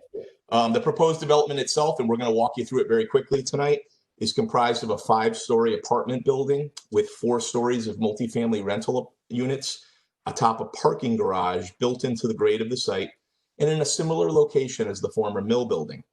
There's a total of 93 parking spaces that serve the project, both under the building and in the surface parking lots around it. And we have both indoor and outdoor amenity spaces. And we'll talk about that in our landscaping presentation, and Paul will mention that as well. I want to make sure that the commission understands that this is an affordable housing project, but it's different than a lot of the affordable housing projects you might be familiar with from the past. This is a mixed income project, so all of the units are of the same quality and have the same finishes, but only a designated percentage of the units have income restrictions on them, and the remainder are leased at market rates. And I know that typically wouldn't go into your design review, but it is important to share because it changes the nature of our application and how the Planning and Zoning Commission has to look at it. To qualify it as affordable housing under Connecticut law, the property will be subject to a restrictive covenant, which will require at least 30% of the units in this building to be leased to people and households earning less than 8% or less of the average median income for this area. We're going to be using, as I said, federal low-income housing tax credits as administered by the Connecticut Housing Finance Authority to build the building and finance its construction. Our project actually has 70% of the units, and I think the chairman mentioned that, 70% of the units will have some income restriction on them. And what this is going to allow us to do, these tax credits will allow us to build this project and really create what we believe to be a diverse and inclusive project that provides reasonably priced apartments, which is we're in such desperate need of here in Stonington. It's going to allow professionals and working class residents. It's going to allow the elderly and younger people. It's going to allow private and public employees all to live together in the same project and give an opportunity for people who want to live in Stonington to actually become part of this community regardless of their socioeconomic background. Now, because we've submitted an affordable housing application, like I said, it changes the nature of what the Planning and Zoning Commission can evaluate in their review of the project. And transitively, it also impacts the Architectural Design Review Board. The P&Z Commission's discretion in considering our application is very narrow, and we are permitted significant flexibility in terms of zoning compliance, but also typical design standards. Essentially, the P&Z Commission can really only consider the project's impact to public health and safety. That's what they're limited to. And so things like architectural and landscape design, while we agree are very important, and that's why we're here tonight, they are not subject to the discretionary review they would normally be allowed for in a multifamily residential project. Bill, can I interrupt you there? Sure. Keith, do you agree with that?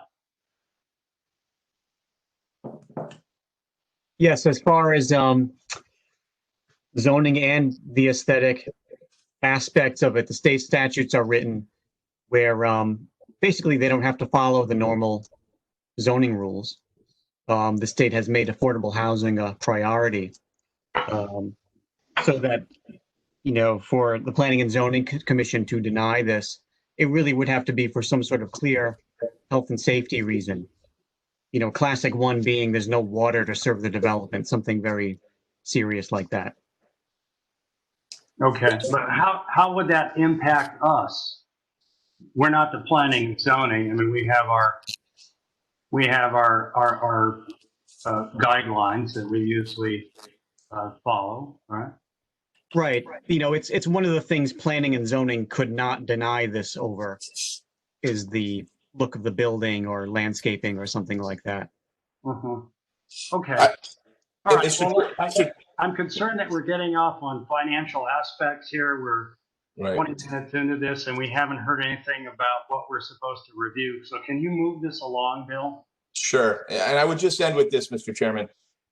Our application is what you call a friendly 830G application. So we're here tonight, even though architecture and landscaping really is not subject to consideration by the P&Z Commission. We're here to work with you collaboratively and cooperatively. We want to hear your suggestions. We want to hear your comments. We think this is a really important project for the village of Pawcatuck. And we want to make sure that we incorporate what we can from your project. We want to show you that despite the fact that these issues are not really to be considered, we tried to make a really good faith effort to try to address them reasonably. And with that, I'll turn it over to Paul Vitaliano just to walk you through the site plan, and then we'll move right into landscaping. Thank you. Thanks, Bill. Thanks, everyone. My name is Paul Vitaliano. I'm a civil engineer with VHB. We're located in Wethersfield, Connecticut. I'm just going to briefly orient everyone to the site and some of our features. That way, when the landscape architect and the architect speak about it, you'll have some context. As Bill mentioned, we're located at the end of Cogswell Street, which is this road here. What you see in pink is the building. Everything in this light tan is concrete, mostly sidewalk. The gray is the parking, and the green is our landscape area. So to access the site, we have two access points down Cogswell Street. You could enter this way. If anyone's been down that road, it's kind of close to where you could enter the site now. As you come into the property, there would be parking on either side. You would circulate in this counterclockwise motion. Once again, parking on either side. Our ADA spaces are close to our front door, which is here. There's a bit of a grade. That's why they're located here with some ramps. You would continue in this direction and then enter underneath the building. As Bill mentioned, there's at-grade parking, which our architects will discuss later. So there's 49 parking spaces underneath the building and 44 on the surface. You could then continue in this direction and basically join with Bogues Alley, is what I guess it's being called, or it's called locally. And this alley currently does connect to West Broad Street and is serviced by this building or for this building right now. As I mentioned, we do have a sidewalk connection, and it's an important amenity for this project. This is obviously the kind of building where we want to encourage people to walk downtown, walk to the train station, and really kind of become part of the community in that sense. So what we've done is we've created this walkable path down to Cogswell Street, which then connects to the existing sidewalk system, which gets you downtown. We'll speak a little bit more about this in our landscape architect portion, so I won't get into some of the features of this area, but they are important to us and they were carefully thought out, and we'll discuss them in a moment. Other than that, as Bill mentioned, we are built into the hillside. I'm sure that'll come up later as well. So when you look at the elevations, you'll note that basically up to the second or the ground floor elevations into the hillside and everything else would rise above. You can see this line here in the back. It's basically a wall where the second or the first story of residential units would actually walk out to a private type of garden area. And this wall is serving to retain the features above, which are the railroad track, which you see here. The only other item I really want to point out before I hand it over is that obviously the river is located here. As I mentioned, the train tracks are here, and that played into a lot of how we designed our landscaping and how we set up our amenities for the residents and try to open up the views to the river. With that, unless there's any specific questions now, which would help clarify, I could hand it over to Eric, our landscape architect.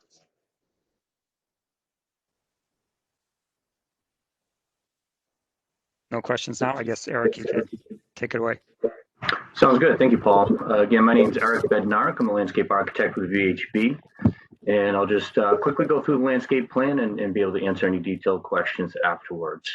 Just to orient everybody, again, the north arrow is at the bottom of the page underneath proposed, with the north to the river side and then south to the left side.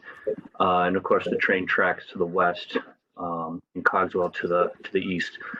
Just as an overview, we have buffer plantings to the west side along the railroad tracks. We also have a buffer plantings to the east side as well. And then we have more of a slope space to the south side, which is that green area to the far left. And you'll see a set of stairs going up both that end of the building, and then there's also a set of stairs that goes up the right side of the building from the open space, the large green open space, up to the upper terrace. So we have buffer planting softening both the existing buildings, the parking, and we're focusing on pretty much over 95% all native plant materials, with some material located at the front of the building that we consider durable, that we feel that will get high salt and snow impact. We do have some smaller trees along the front of the building, which would be fastigiate hornbeams, try and minimize impact to the building, but also soften the architecture from this long linear stretch of building. Along our east side buffer where the parking is in front of the building, we do have some red oaks. We have a mixture of arborvitae, white pine, and some lower shrubbery as the ground plane as well, both being snow durable and being able to offer evergreen interest throughout the winter months as well. To the west side buffer up near the railroad tracks, we are offering just a semi-transparent buffer, mixture of some sugar maple trees, some eastern red cedars, and also some serviceberry. And then as we progress to the north side of the building, where we have some really nice open space available, we do have this transition from the end of Cogswell into this open space here along the river. And we realize that this is important to create an active space next to the river for multiple uses. We've incorporated this nice walkway along with some benches, be able to enjoy that space and then be able to create flexible use within the open lawn area. And then, as I mentioned before, transitioning up to this upper patio space that would be exclusive to the residents. We've taken advantage of the existing stone abutment that you see, kind of like a U-shaped, if you want to call it, closest to the river. We want to take advantage of that. It's a nice overlook terrace, being able to put some benches out there. We also want to utilize, since we do have this grade change of about 18 feet or so from the lower space up to the upper terrace, and we have quite a few of existing boulders on site. So we wanted to be able to create these terraces, utilize those existing boulders to complement the transition up from the lower space to the upper space, be able to plant those nicely with various native plants, whether it's inkberry, red twig dogwood, some swamp azaleas, some winterberry, a whole mix of nice plant material that will complement this upper space, including this outdoor patio space that would have a flexible use for dining and what have you, and a small open lawn area as well, just to complement both the overlook terrace and the patio. And that's the quick overview of the landscaping. If I could just add to Eric's presentation, one of the things that came up at the Wetlands Commission that gave us approval for this project, the town has long desired to build a riverfront trail or walk along this side of the Pawcatuck River, with the idea of connecting Cogswell Street up over the Amtrak rail line and to what is known as the Circus Lot, which is on the other side of the property, which is also a target of the Economic Development Commission. So we've agreed, and as part of our plans, we'll be dedicating an easement in favor of the town of Stonington along the river to allow someday, when the funding comes through for that river trail or river walk, to allow public access to that area. That easement will also likely have language to allow a pedestrian bridge that's also been discussed if it needs to be sited on or on part of this property. allow for the planning of that as well. And there's been some studies and discussions to get that bridge over into Westerly over the years. So again, we're working with the town in a cooperative fashion in that regard.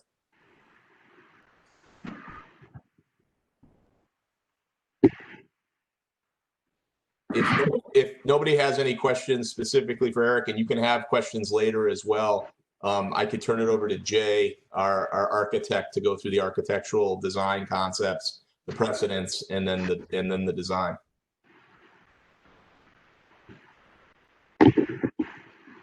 Jay, why don't you go ahead?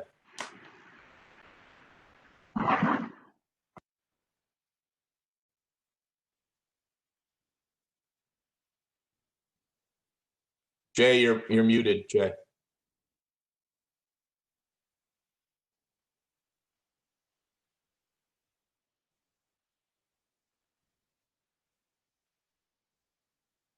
Shouldn't be. Speak again. Can you hear me? Yes, go ahead. Okay, thanks. So I'm an architect with the architectural group, and I'm actually getting some echo here. Are you getting that? It's better with your headphones on. Keep them on. Better? Yes. Okay, great. Sorry about that. So I want to quickly walk you through the development of the massing in the materials in the building so you can understand how that was, how that came to be.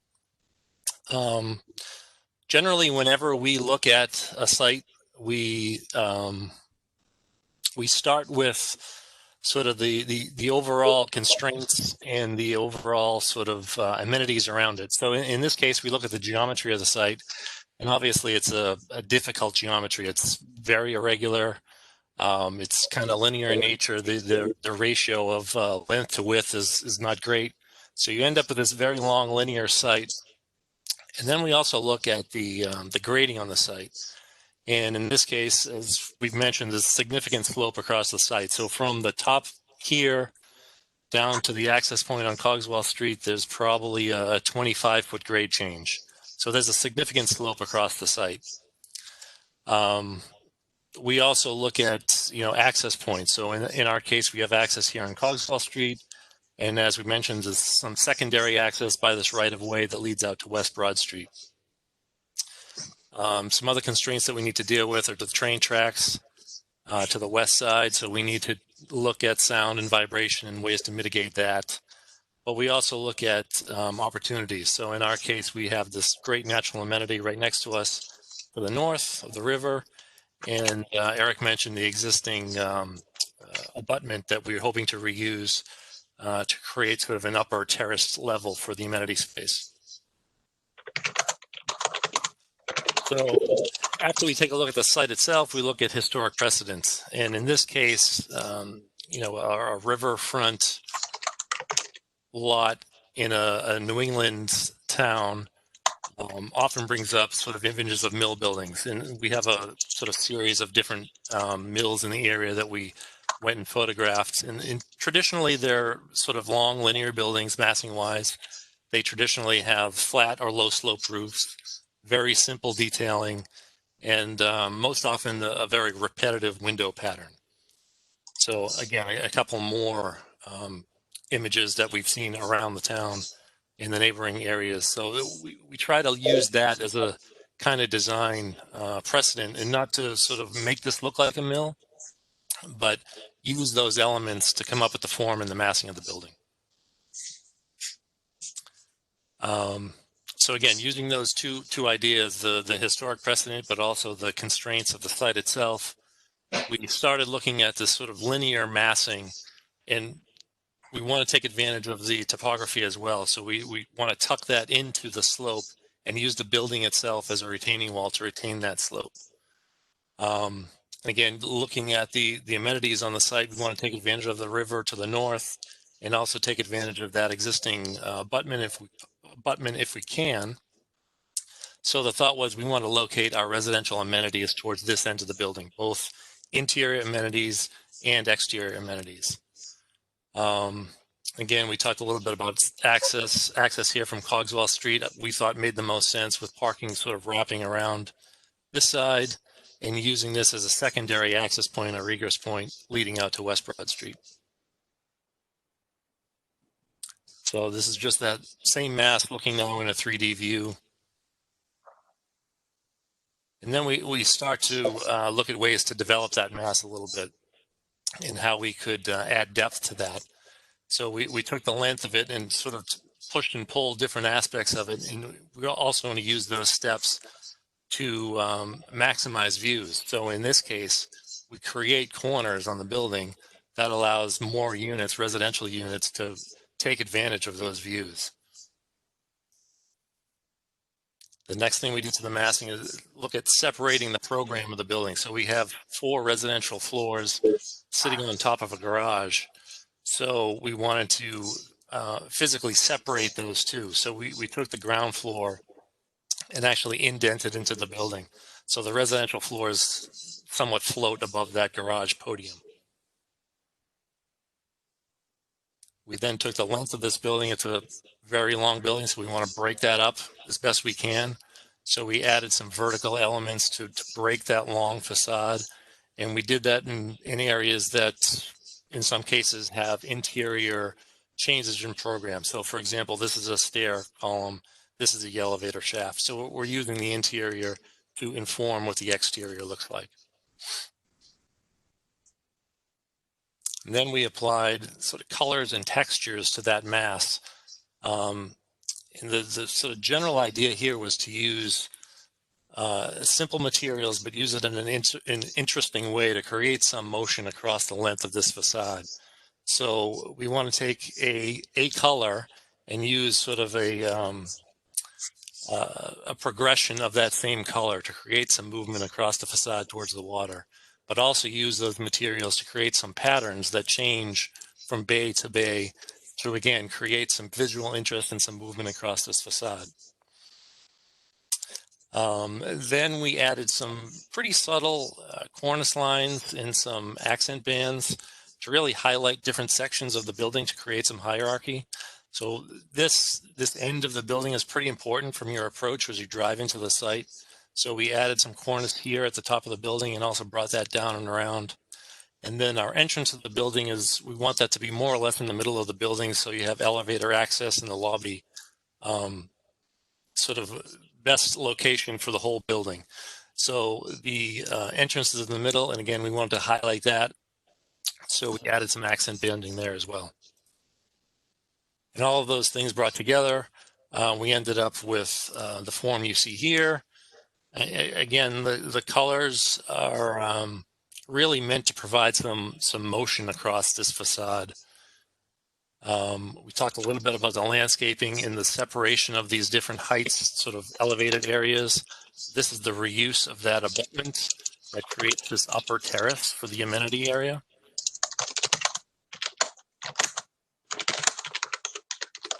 And then as far as the floor plans themselves go, on the bottom, you'll see the garage level, or the lowest level. So here we have a residential lobby, which has a leasing office and a management office, and also a mail room and package storage.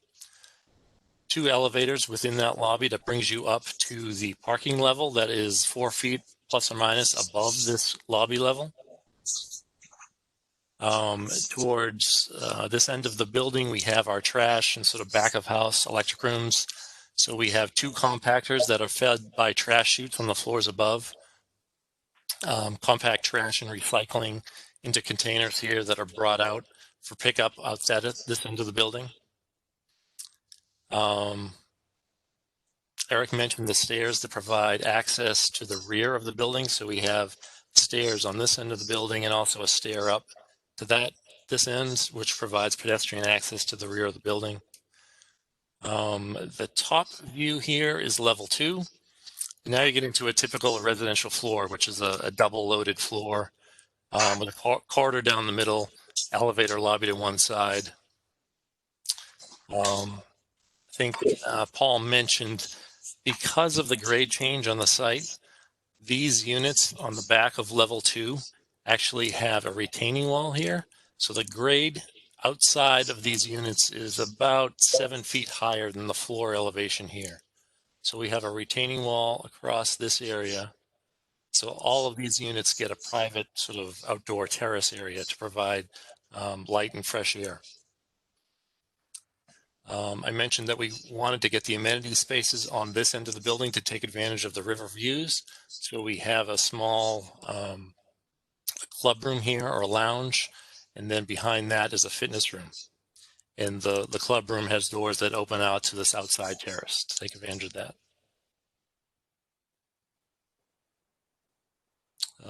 Typical upper floors, and the bottom is level 3. Again, double loaded corridor with units on both sides.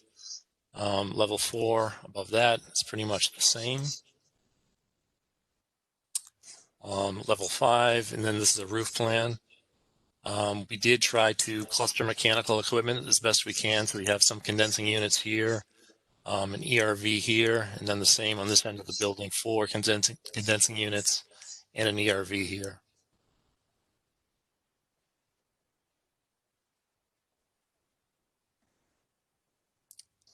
Take a minute for the elevations to load. So exterior elevations.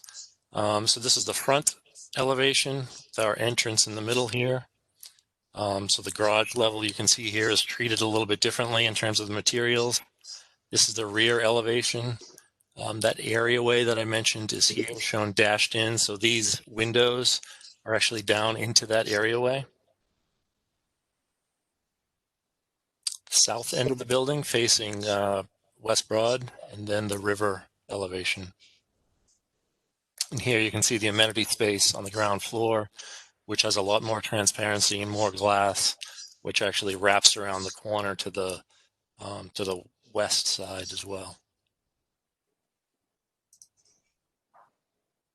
As far as exterior materials go, so all of these, well, so the main field of these bays are fiber cement siding. So it's lap siding in a sort of progression of color. But we also wanted to create some movement here in that rather than just have a typical 4-inch exposure all the way up the building, we actually wanted to vary that exposure and have that pattern change from bay to bay. So you can see here that this spacing is actually different than this spacing as far as the exposures go. And that changes all the way down the facade of the building. These white accent panels are actually fiber cement panels. So it's the same material as the lap siding, but it's actually in a panel form. Windows, we're looking at a vinyl or a composite window. It's a combination of vinyl and PVC. And they'll likely have operable awnings, either awning or casement, depending on the arrangement of the actual window. On the lowest level, on the ground floor, we have this, it's a vertical seam box rib metal panel. So this is a panel that locks together to create different shadow lines through these ribs that you can see here. We also want to vary the colors on that, so you get, again, some motion that moves across this facade. Lobby here, entrance in the middle, with black storefront windows and doors. And then there's some subtle accents with an aluminum clad metal panel, which pretty much wraps around this entrance, but it also reappears in that cornice line that I mentioned here, and also the cornice on this end of the building.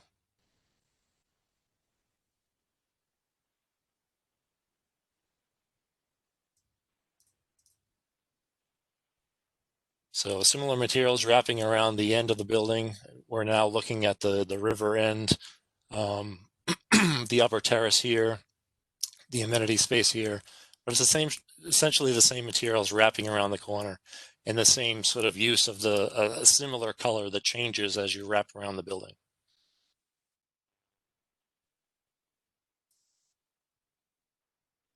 We did look at some views around town to see how the impact would be from this building from afar. So this is the corner of West Broad and Cogswell. And if you look closely, it's here. This is the top of the building. And with this sort of amount of foliage grown, it'll be very difficult to see the building from this vantage point. Of course, in the winter and the fall, when you lose these trees, it'll be more visible. But for the most part, it's pretty well tucked away and well hidden. This is a view down Cogswell Street. So again, this is the existing view here, and this is the proposed. You get a little bit of glimpse of that entry bay with the cornice that wraps around this particular piece. And for the most part, the mechanical equipment is pretty well hidden because of the proximity that you are from the street. So again, you can see a little of it poking up above the roof line here, but for the most part, the mechanical equipment is pretty well hidden. And then this last view is from, again, from the riverside looking back towards the building. Yeah, I don't think there's too much to add here. This is really the highlight of the site plan, we think, this sort of upper terrace where the amenity space spills outside. And again, we're trying to create some life along this river edge so that people, both the residents and public, can actually enjoy this. The last slide was actually something that was added in. There were some questions about the retaining wall on the site. This is actually a section cut through those units in the back corner that I mentioned on level 2, where the grade is actually higher than the floor level. So they get this private terrace with a retaining wall that holds that back, so they get light and air into this those particular units on level 2.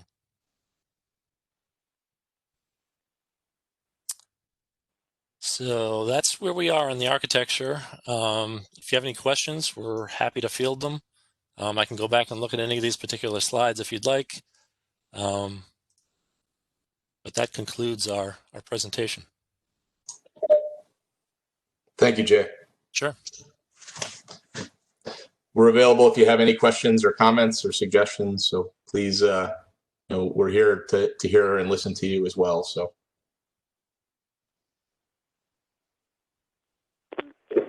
This is Jenny. I just really wanted to say I grew up in Pawcatuck, and I remember the Campbell Grain Company, and I love the way the colors reflect that.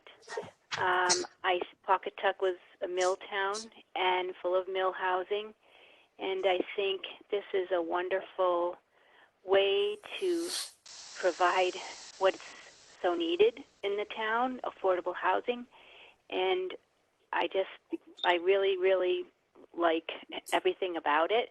My only concern was just that alleyway coming out onto West Broad. That is a little hairy. I don't know if somewhere in the road, I saw your traffic thing there, whether there's something to further slow people down as they go by there, because it's hard getting out of there. You're at the mercy of people to stop and let you out. So that was my only concern. But other than that, I really, really love it. I really appreciate those comments. And just so you know, and I'll answer it very quickly because I know the chairman wants us to move.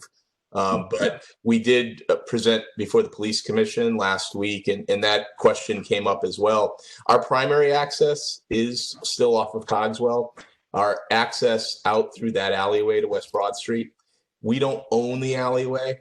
So we are limited to some extent on what we can force to be put in there, whether we can put signage or speed bumps or other traffic calming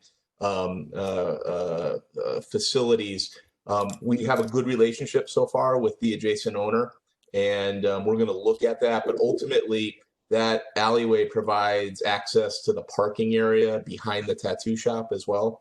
So it's used by multiple parties, so we'd have to have the consent of everybody to do that. But we are focusing on making our primary access be onto Cogswell and out to that intersection. And while we didn't present it tonight because it's really not part of this presentation, we are doing upgrades on West Broad Street at the intersection of Cogswell and West Broad to make the pedestrian crosswalk safer, shorten it, relocate it, make it safer. And we're actually creating some additional turning lanes there as well safety purposes. So I hope that answers your question.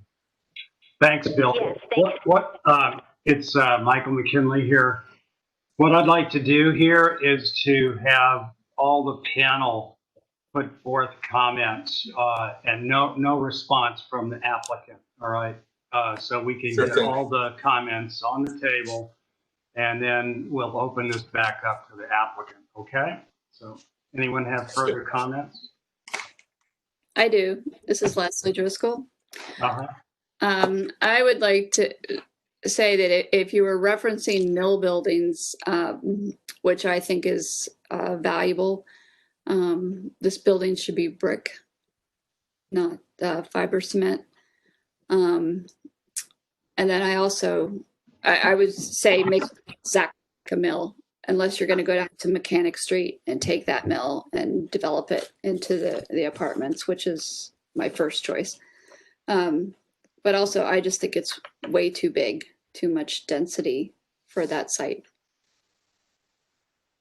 Thank you, Leslie. Michael McKinley, I would like to point out that although this has affordable housing status, that I don't think that should change our comments in the lease. This should be reviewed as any other project that comes into this community. And so do not let that influence your comments, because that's what we're here for, to advise. All right. So keep that in mind. Any further comments?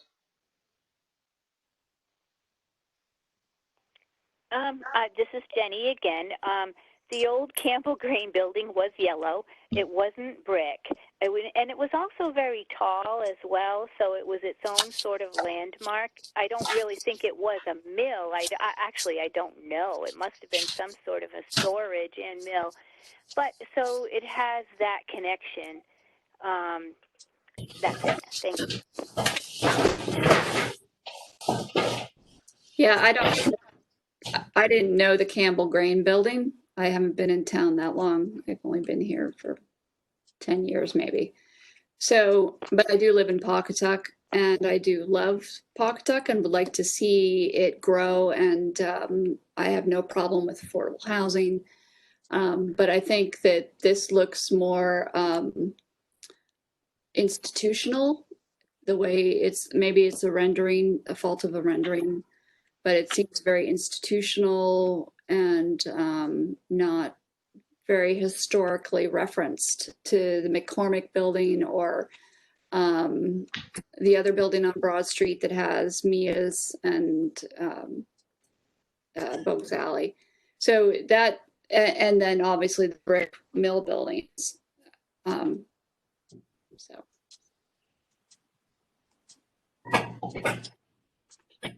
So this is Keith. Just a note to the board members that I may have muted some of you if you were, rustling papers or something. So if you do want to speak, just make sure you're unmuted.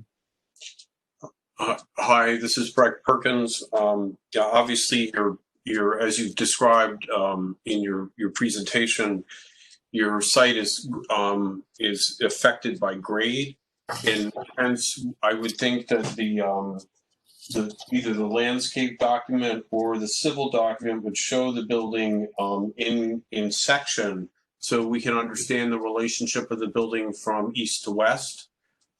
It's still not clear to me how it functions on the site. So, and I would like to see that in the northwest longitudinal section, if at all possible, to be able to understand it, because there's a substantial amount of earth that has to be removed, I think, to accommodate this building.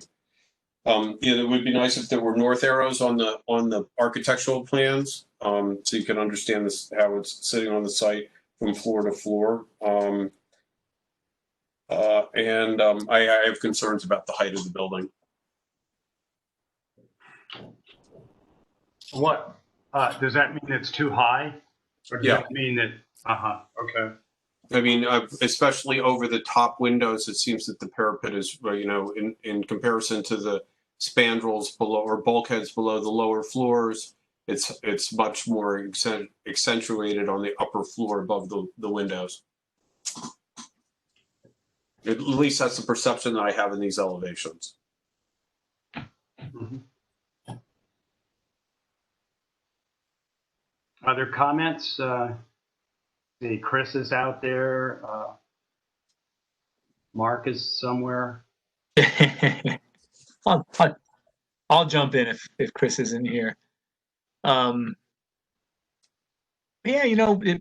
part of me, I'm familiar with the building very well, and part of me applauds kind of the wink at the sterile vertical structure that is the grain elevator. At the same time, I don't know that how it translates into what we're looking at. I also kind of applaud the facade undulation of such a big building. Like, there's a lot of, given the size of the building, there's a lot of good things that are going on to break it up. The change of color, the undulation of the facade. Thank you. That's good. I think and I'm glad you put that picture up, because what I would say is, don't take this the wrong way. Looks like a hospital. There's like no articulation around the windows. And if I recall from a lot of those taller, grain mill buildings, there wasn't a lot of articulation around any fenestration at all. If there was any fenestration, it really wasn't. So I think maybe some treatment around the windows, maybe somewhere breaking up a belt line, not on the entire facade, but to break pieces up into a different vertical scalar element might help ground this a little bit. And I see and I like the changes in expression of the cornice up at the parapet. I do agree that the distance between the upper floor and the what would be the cornice seems a little accentuated comparably, but overall the height on this side, it's tall, of course. You have to see some more things in scale around the building to see what 5 stories looks like, I think. But I would say that there's some, given the scale of the building, there's some good things going for it. And it's a little thirsty for maybe just a little more articulation around the windows, some trim, some belt lines, some cornice accentuation, and things like that would be my input. I do like the change of materials, which I don't know that they come across, the textures come across completely in the rendering. That knowing materials, I know what you're getting at, and I don't think the rendering is doing them justice, is what I would throw in there in terms of a textural point of view. My 2 cents. Chris Delaney, sorry, I had a little bit of a delay there, but I agree. I think Leslie said it, looks very institutional as it is, and you said something in the beginning of the presentation about not trying to look too much like a mill, but I wouldn't have seen the harm in that, especially when it comes to the use of the fiber cement. I'm glad Mark pointed out the texture change, though.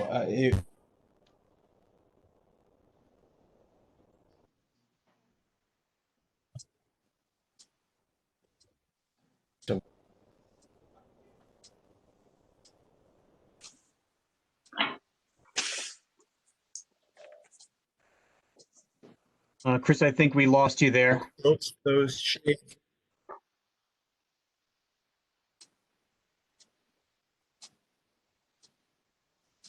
Chris, are you there?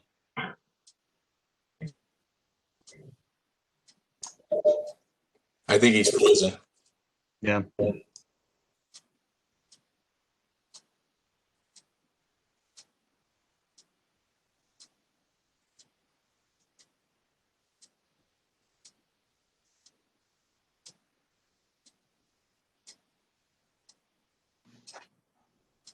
Is, can anyone hear Chris? No. No. No.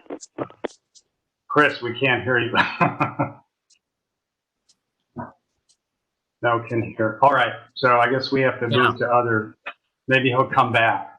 How about now? I can hear you. Yes? Yes. Hopefully, I just had one final comment then about the cornice. I feel like if it were maybe developed a little bit more and some sections of the structure don't have any type of cornice, it appears, maybe continuing that and making it, more significant, I think might help with the scale. But that's my last comment. The texture, the colors, and the cornice were in developing the cornice were probably my three, biggest concerns.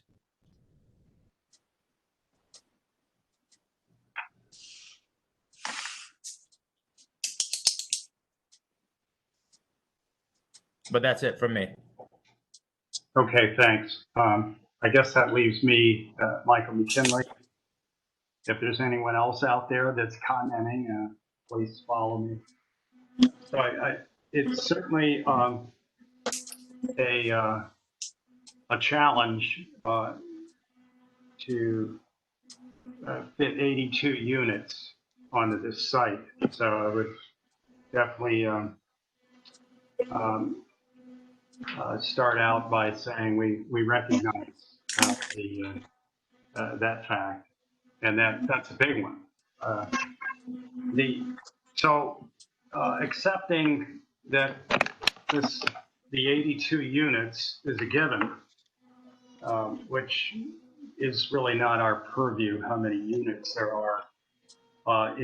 It directs us to a certain line of comments, whereas if we were talking about density and coverage and other things, then that's not really our purview, though. So I just have a few simple comments on the sequence, which is basically a 5-sequence building. I think that at least as we look at it in this elevation that's up in front of us. I'm wondering if the number one, to enhance your architectural concept, that there couldn't be more variegation. But you have several recesses. The first recess that articulates the right from the left is I believe it's a stairwell, but it physically it's only set back 12 inches. Okay, so it really doesn't do what you're wanting it to do. I think as much as it could if it was 5 feet, because then you'd really be getting some articulation in that stairwell. And if you repeated that, okay, in the other 1, 2, 3, 4 articulations, then you could really say that this, you had 5 different volumes here, which I think would be immensely more successful than what you presented in anybody's eyes.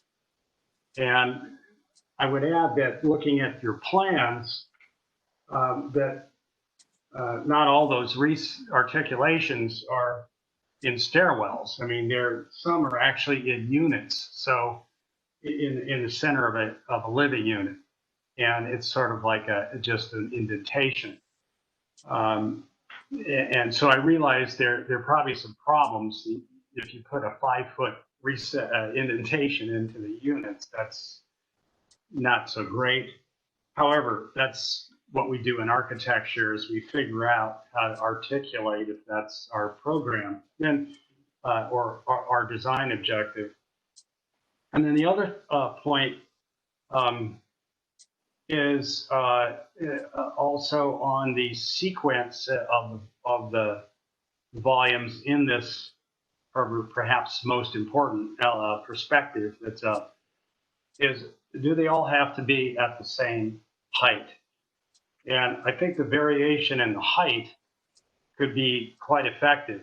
And that's maybe easy to say, but so I'm wondering if the two volumes to the right side of the frame in the perspective appear to be just up on one story of solid wall. And I didn't look at the plans to see what's below that, but obviously it's not a living unit. So I'm wondering if you could actually lower those two units where you have foundation or basement or something behind there and achieve some, overall variegation, not only in the facade, but also in the roof line.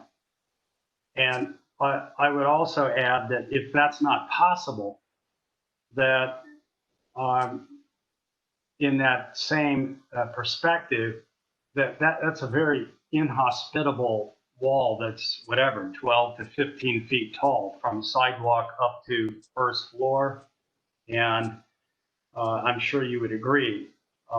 And you're maybe developing that, but if that's not programmed space behind there, why not make that tie in with your entry in terms of developing some sort of covered walkway or loggia, which would work very nice in inclement weather for people.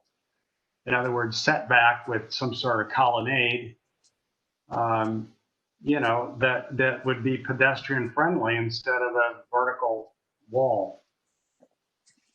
So very simply, those are my comments now. It's very challenging to actually, say something that's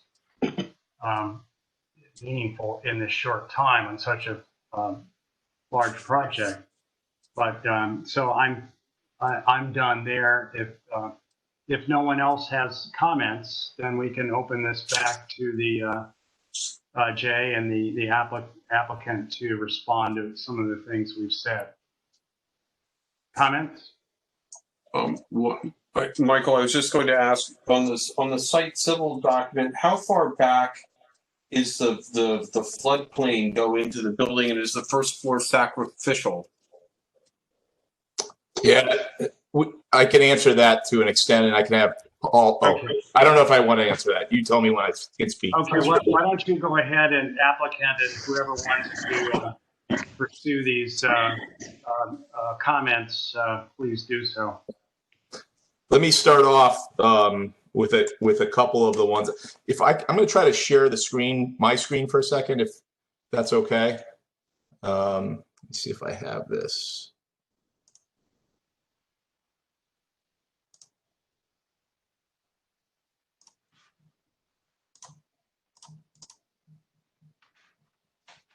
trying to click on the. Oh, geez. I'm trying to actually. Let me see if I can get this. There we go. Can everybody see that? Does everybody see that screen? Yes. All right. So I think the first board member commented that she really liked the project and that she remembers the mill and she thought it was a great addition, and really appreciate those types of comments. I do have a picture. This is a picture of the former grain mill back in right after it was damaged originally in Hurricane Irene. You can see it was not a brick building. It was at this point it had been painted white. And it had a grain elevator on it that actually went up over 70 feet high. So the building that is presented tonight to you is 52 feet high, which is considerably shorter than the original grain building. And in this zone, you can have buildings in the PV5 zone up to 70 feet high. So just on the issue of sort of the size of the building and its height, I just wanted to give some context that I think is important. I'm going to stop sharing this if I can now. See if I can.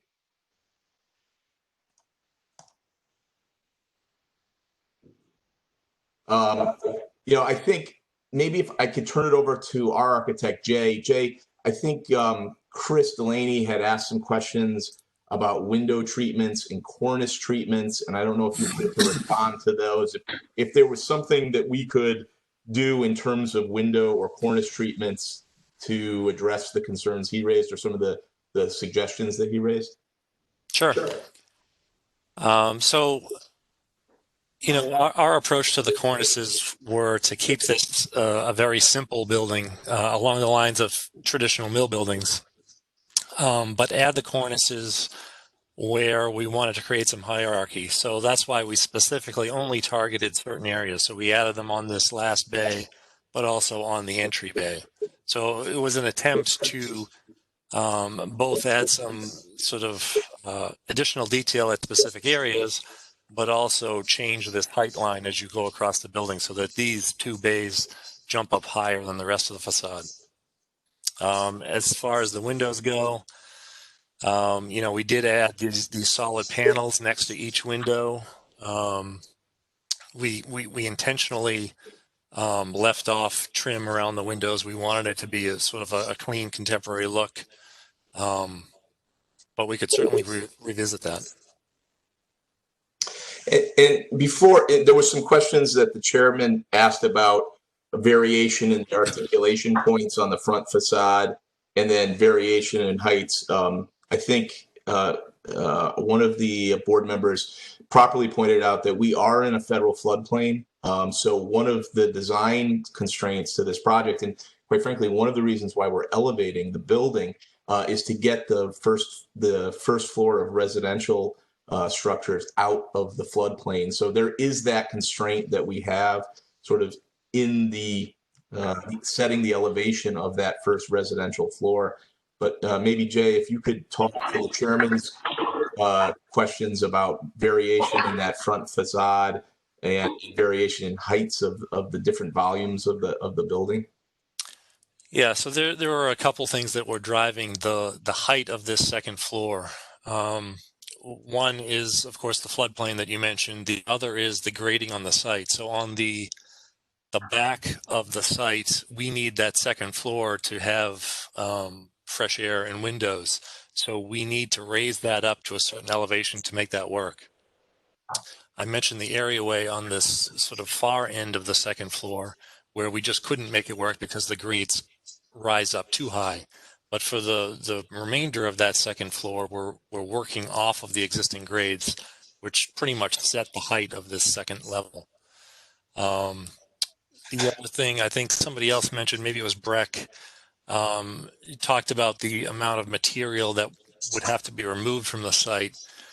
Another thing that we're doing to reduce the amount of material that we need to remove is actually raising the parking level up within the building. So the parking is up higher than the grade outside so that we can use a lot of that material that's on the site rather than truck that off. So that raises up the parking level, which also in turn raises up the level above that. Now, that's not to say that we couldn't do some things to potentially lower some of these materials, which would create some movement along that bottom edge and reduce the amount of wall that we have here. So, for example, we could bring this cornice line down a couple feet to change that sort of belt line across the second level and reduce the amount of metal panel. That's something that we could look at. So Jay, I don't think you're showing your screen. Can you share your screen again, Jay? Thanks. You see it now? Yes. Okay. So what I was saying was we could potentially lower things like this line, drop that down from some of these bays so that rather than having a consistent line across level 2, this bottom edge could actually step up and down somewhat to create some movement there and reduce the amount of metal panel that we have in some areas.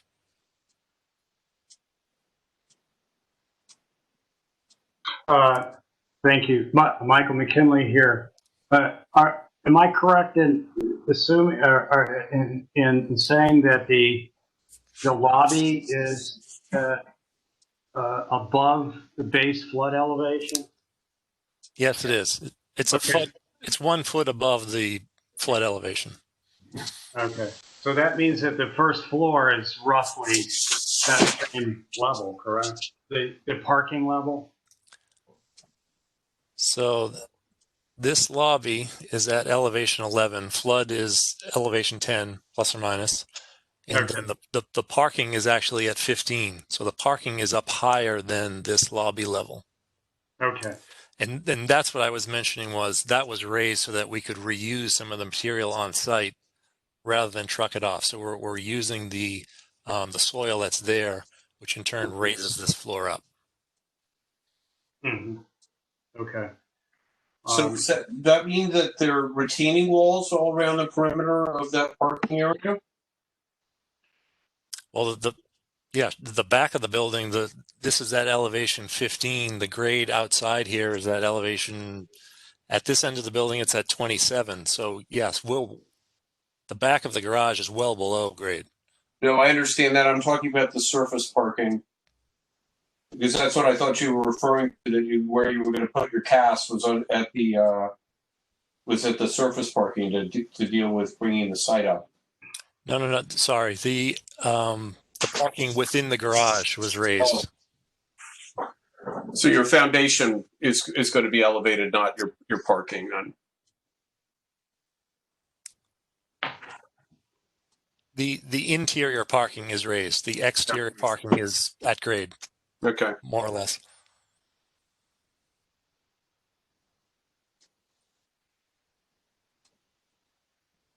Well, okay. My back to, I was sort of looking at the building, trying to understand how a more pedestrian and scaled edge could be created there, Jay. And particularly along this this facade, obviously, is the key issue. And you have a pedestrian character in the front main entry because I believe you have the a projecting roof structure that's cantilevered.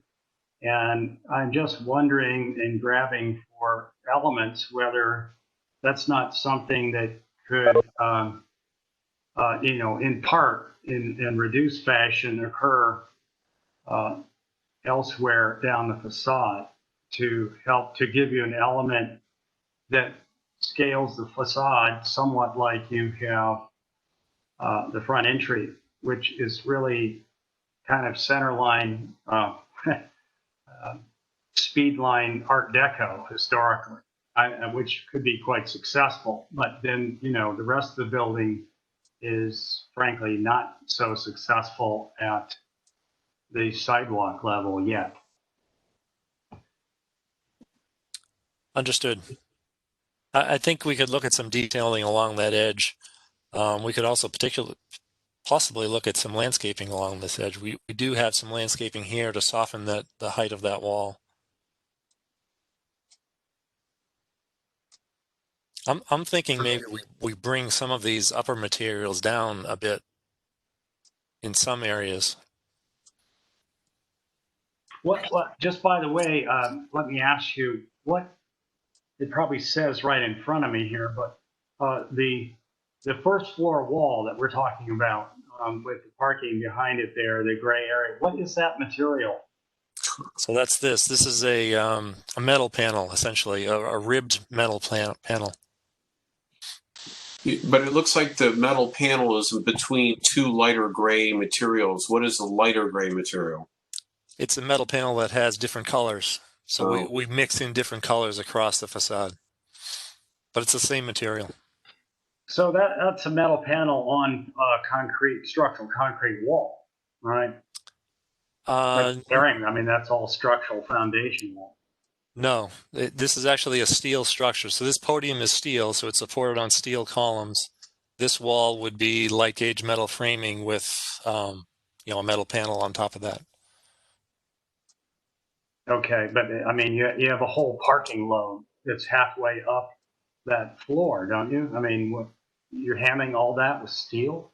What I'm getting at is I'm just wondering whether there seems to be among several of the members an interest in brick here, and I'm wondering whether brick could be substituted for, not everywhere, but for the metal panel.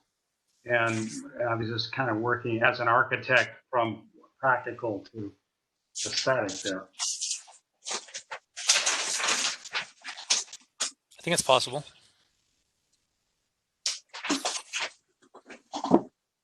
I mean, don't you feel that it could maybe give you a more approachable, tactile, and historically referenced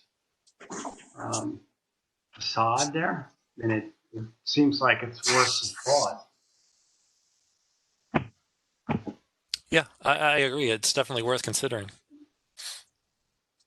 Okay, that's good. I mean, that may require you to look at some other elements too, but I do believe there's a consensus. That's not only my opinion. I think there's some interest in that. So, thank you. Yeah, I definitely, Chris Delaney again, I definitely would like to second that. I think I mentioned it originally. And I also wanted to point out the fact that, I think most of us realize that, this original structure, it may not have been a brick mill building, but that is a lot more consistent with what you would see in this area. So just because I understand the history of it, and you showed the pictures and everything, but that doesn't mean that you couldn't go in another direction that's still consistent with the architecture of the area, which is a lot of what our objective here is. I mean, I've seen numerous development buildings erected with facades that utilize, brick panel, and it's much more affordable than masonry, but it still has the same effect. So and it's very durable. And maybe the first course or the first floor is done in typical standard masonry, and the upper courses are done in panel, but I would concur that some articulation beyond the striking of a material would make a big difference in the appeal of the building.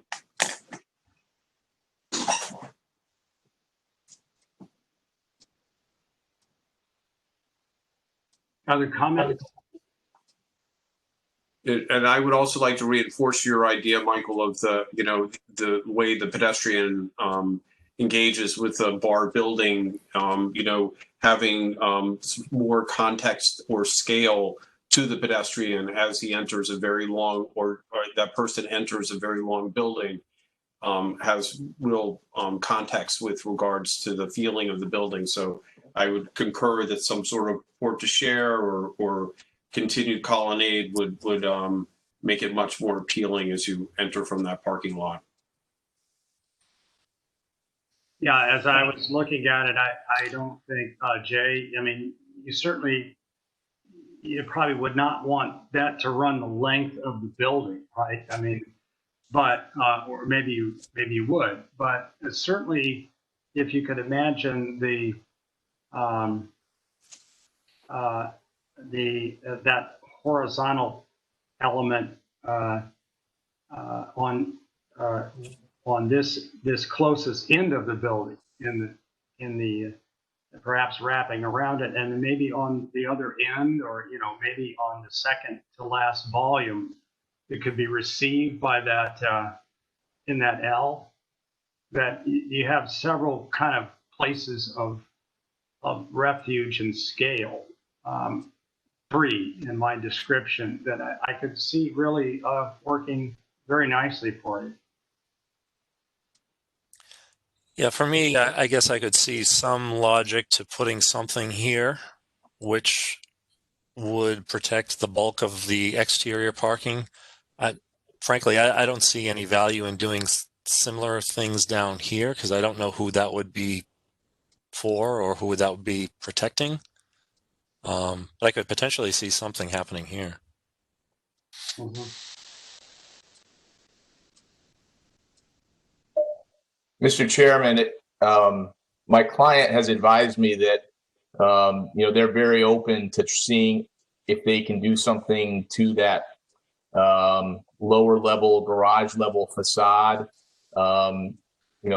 The idea of exploring something to provide some cover on that walkway, a colonnade to break it up.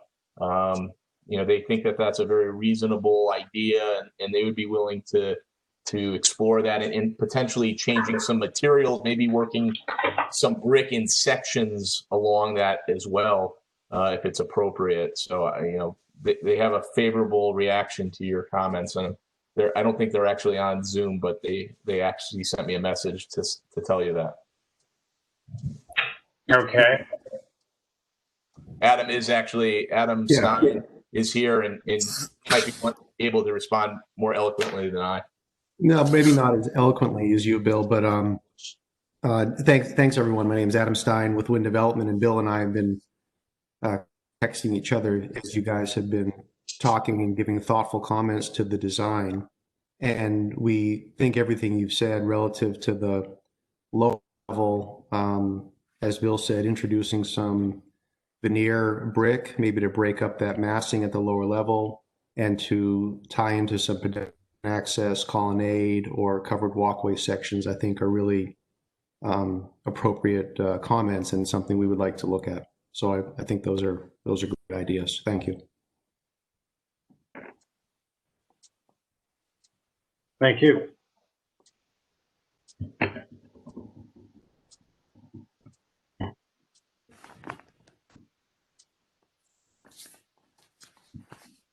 One more comment is that, Jay, is that I can't see, I guess I could look at the drawings, but oh, it is. There's an exterior stair right at the corner, correct? Yes, both ends of the building.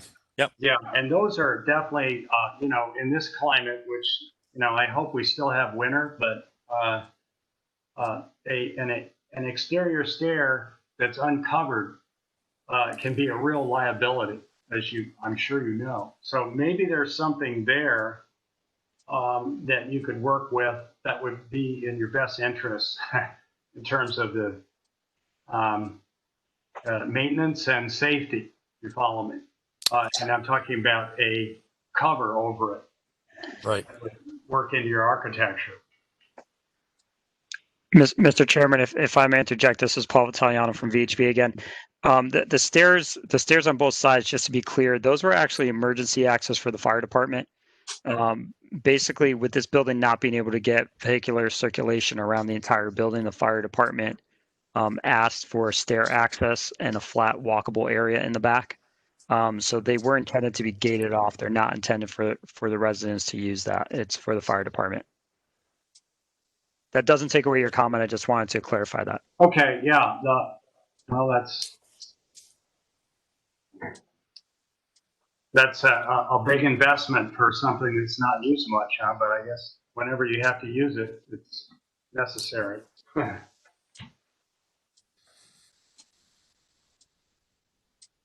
All right, so where do we stand here in terms of giving direction to the applicant? Keith, do you have enough information in your notes that we can go on record as having given 10 points for the applicant to address, or do we need to kind of go over that with you? I mean, I have all your comments just sort of jotted down for the sake of the minutes. I didn't put them together in the form of motion conditions or anything like that. Okay. Well, don't you think we should do that? Yes.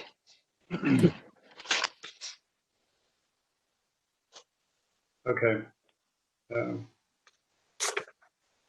All right. Well, I will.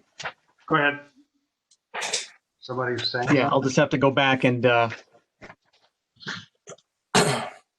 find what I think were all the salient points here.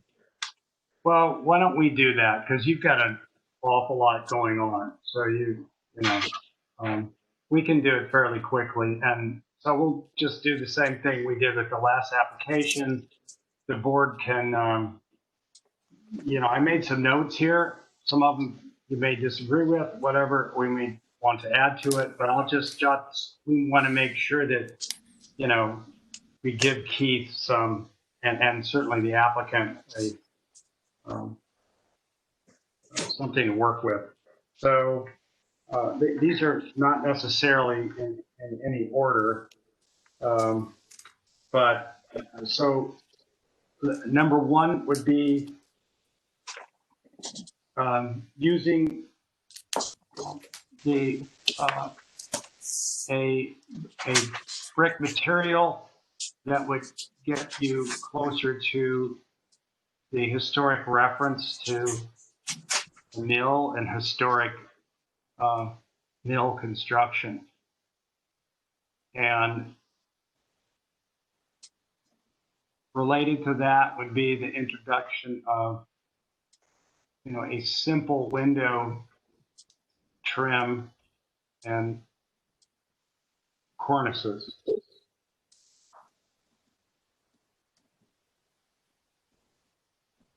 And I would follow that up with a comment that the board felt that this was needed more work to avoid an institutional character.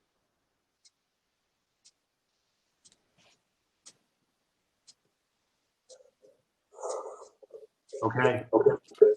Then we asked for building sections.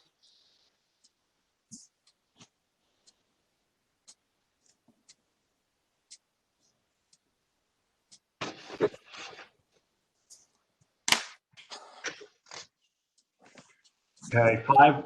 You ready? You ready? Yeah. Okay, 5 would be further study of the entry facade. I don't know which direction that is, but entry facade to provide pedestrian scale and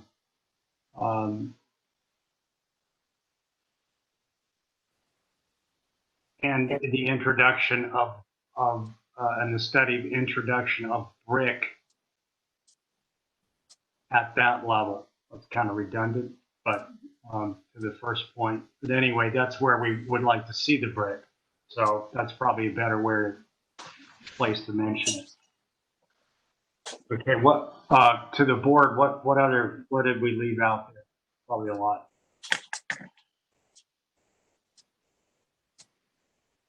Did you want to? This is Jenny. Did you want to mention the different roof heights rather than just one solid roof line?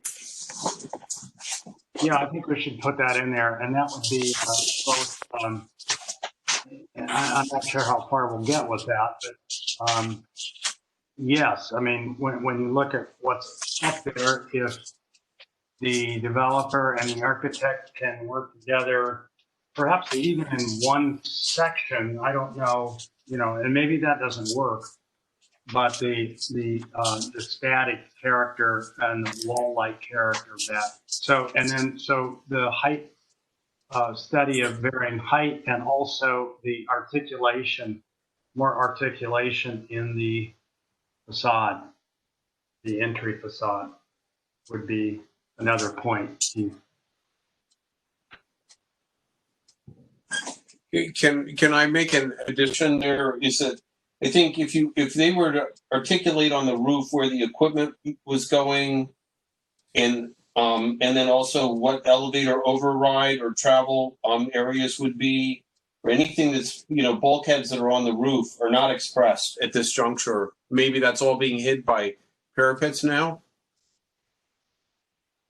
They actually are shown on the elevations, and they're shown on the roof plan. I don't see, there's no distinction of different heights, so that's the reason why I'm asking the question on at least the physical documents that I have dated 8/14. when I look at your roof plan.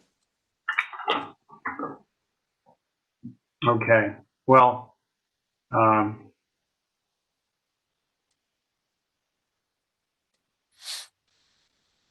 I see it there, yes.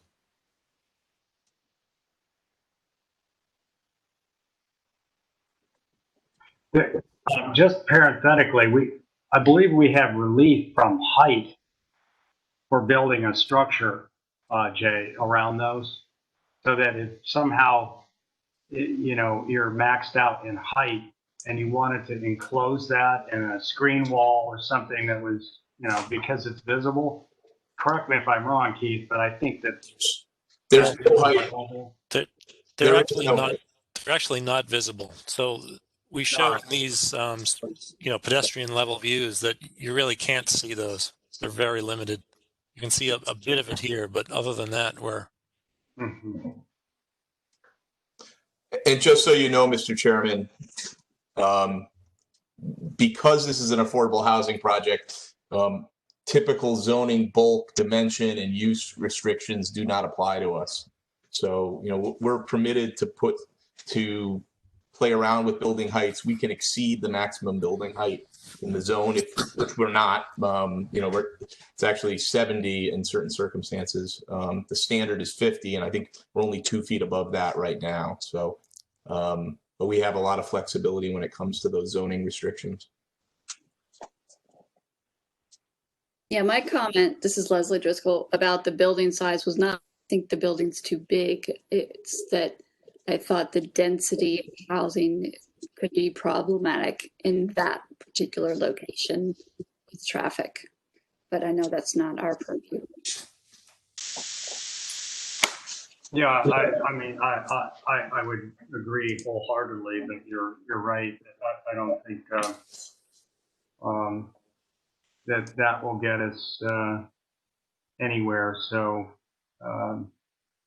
probably stick to the points that we've made, and expect the applicant to return with us an intelligent response.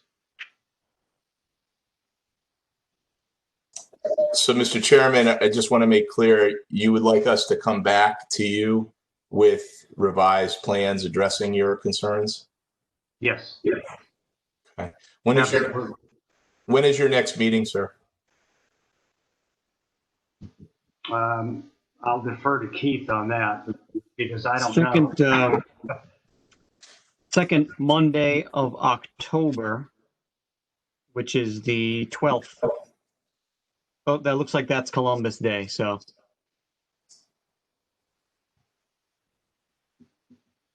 I'll have to check the board schedule to see what we did because of Columbus Day, if we made it the Monday before or the Monday after.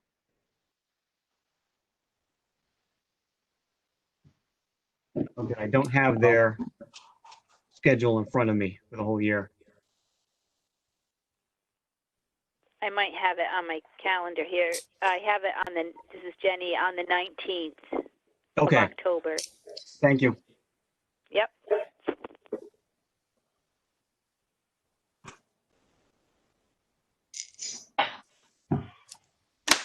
All right, so I can't. I mean, you can get that from Keith, Bill, whenever it's available.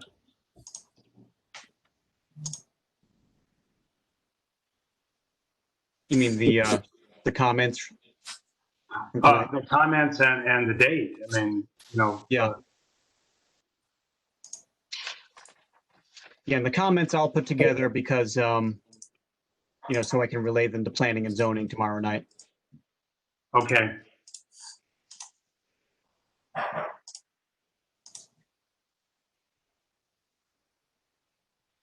All right. And, further comments from the board on this? Are we? If not, then do I hear a motion to bring the meeting to bring this application to a close? So, Mr. Chairman, was your summary of the 6 points, was that wasn't intended to be a motion? It was just sort of general. That was guidance. No. Okay. That was, yeah.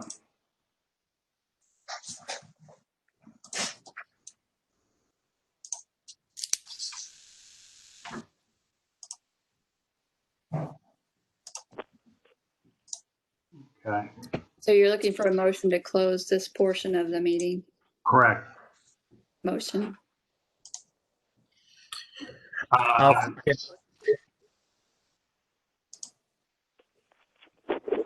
All in favor? Aye. Aye. All right. This application discussion is closed. Thank you. Thank you.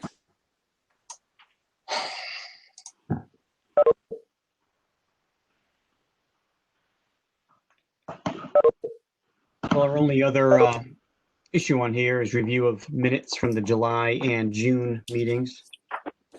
Okay.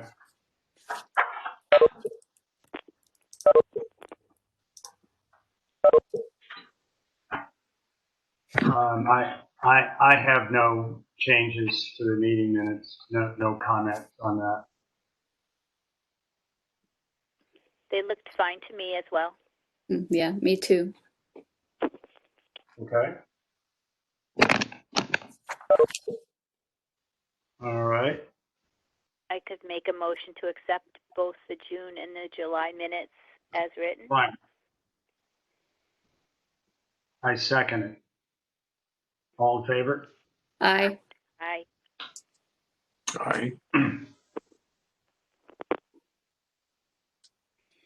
Let's see. So we have, it looks like we've lost Mark Como. Are you there, Mark? Teeth. Yeah. Brushing his teeth the last week. Brushing his teeth. And then I see Carlene Donarumo on, what is that about, Keith? Oh, she's a Pawcatuck resident. Is she still online? Hello? Oh, looks like it, yeah. Okay. Can we ask her to get offline so we can talk here? Well, it's a public meeting, so anyone can be here. Okay. All right. Well, then, with the knowledge that there's someone in the public that can republish what is said here, and I think which is fine. It's probably worthwhile taking a second to kind of realize where we are with this last project.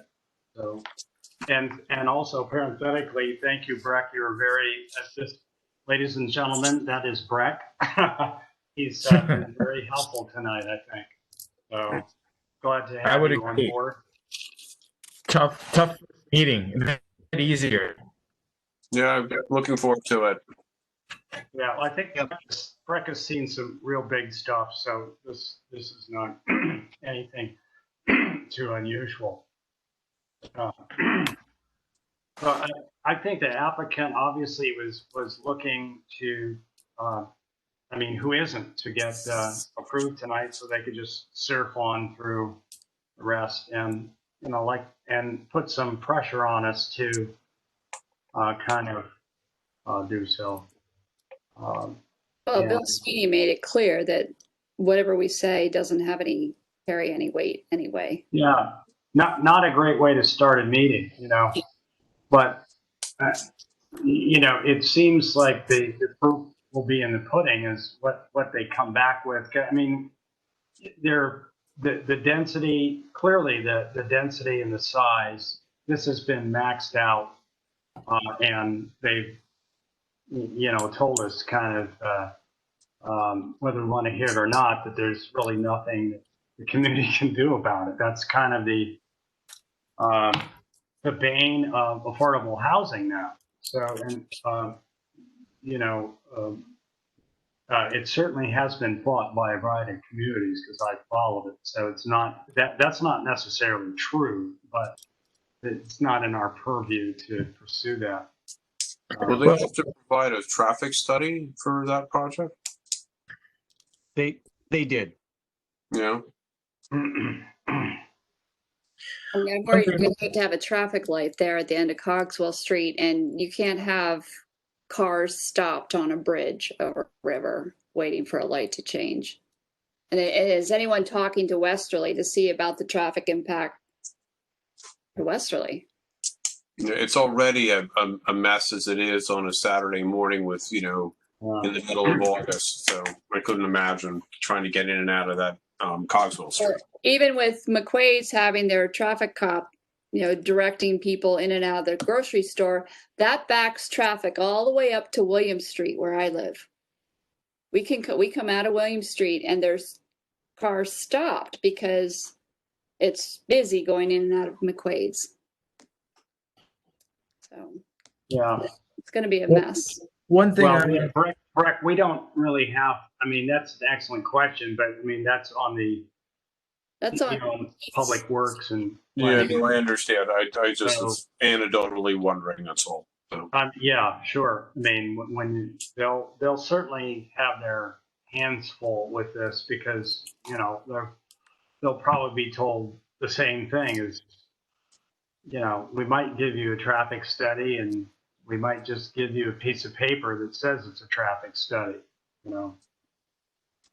I wouldn't be surprised. Keith, well, actually, anybody, I'm curious what the likelihood of them coming back is. I mean, is it a possibility that we don't even see them again, or did it sound like they were willing to work with us on some aspects, but did the zoning meeting schedule lay out in a way that it maybe made it impossible for them to do what they wanted to do to move forward in the way that they wanted to move forward? Well, their Planning and Zoning Commission hearing is tomorrow night already. Yeah. So, it's possible they come back to you after they're approved, if the things go well and the commission approves them tomorrow night. But, the applicant seemed willing to work on these things and to come back to you, whether it was before or after their Planning and Zoning Commission approval. Mm-hmm. I just wondering if we should have, and obviously I should have said this sooner, but should we have made it more clear that we did not approve of the project as presented? I mean, obviously I think that's inferred by the comments, but should that language be written into our response? Okay. Well, can our message get carried to P&Z so they understand that we're not in favor of the proposed design? Yeah, and that's kind of what I'm getting at, Breck. Yeah, I mean, that's what I'll relay to PZC is the board's comment here. Yeah, well, I think simply by saying that we expect them to come back with revisions, as opposed to saying we don't approve of it, that's negative. I think if we simply just say, planning and zoning, we've given them 10 highly thought out, productive comments, and they agreed to address them. I think that's, Chris, I think that's all we need to say.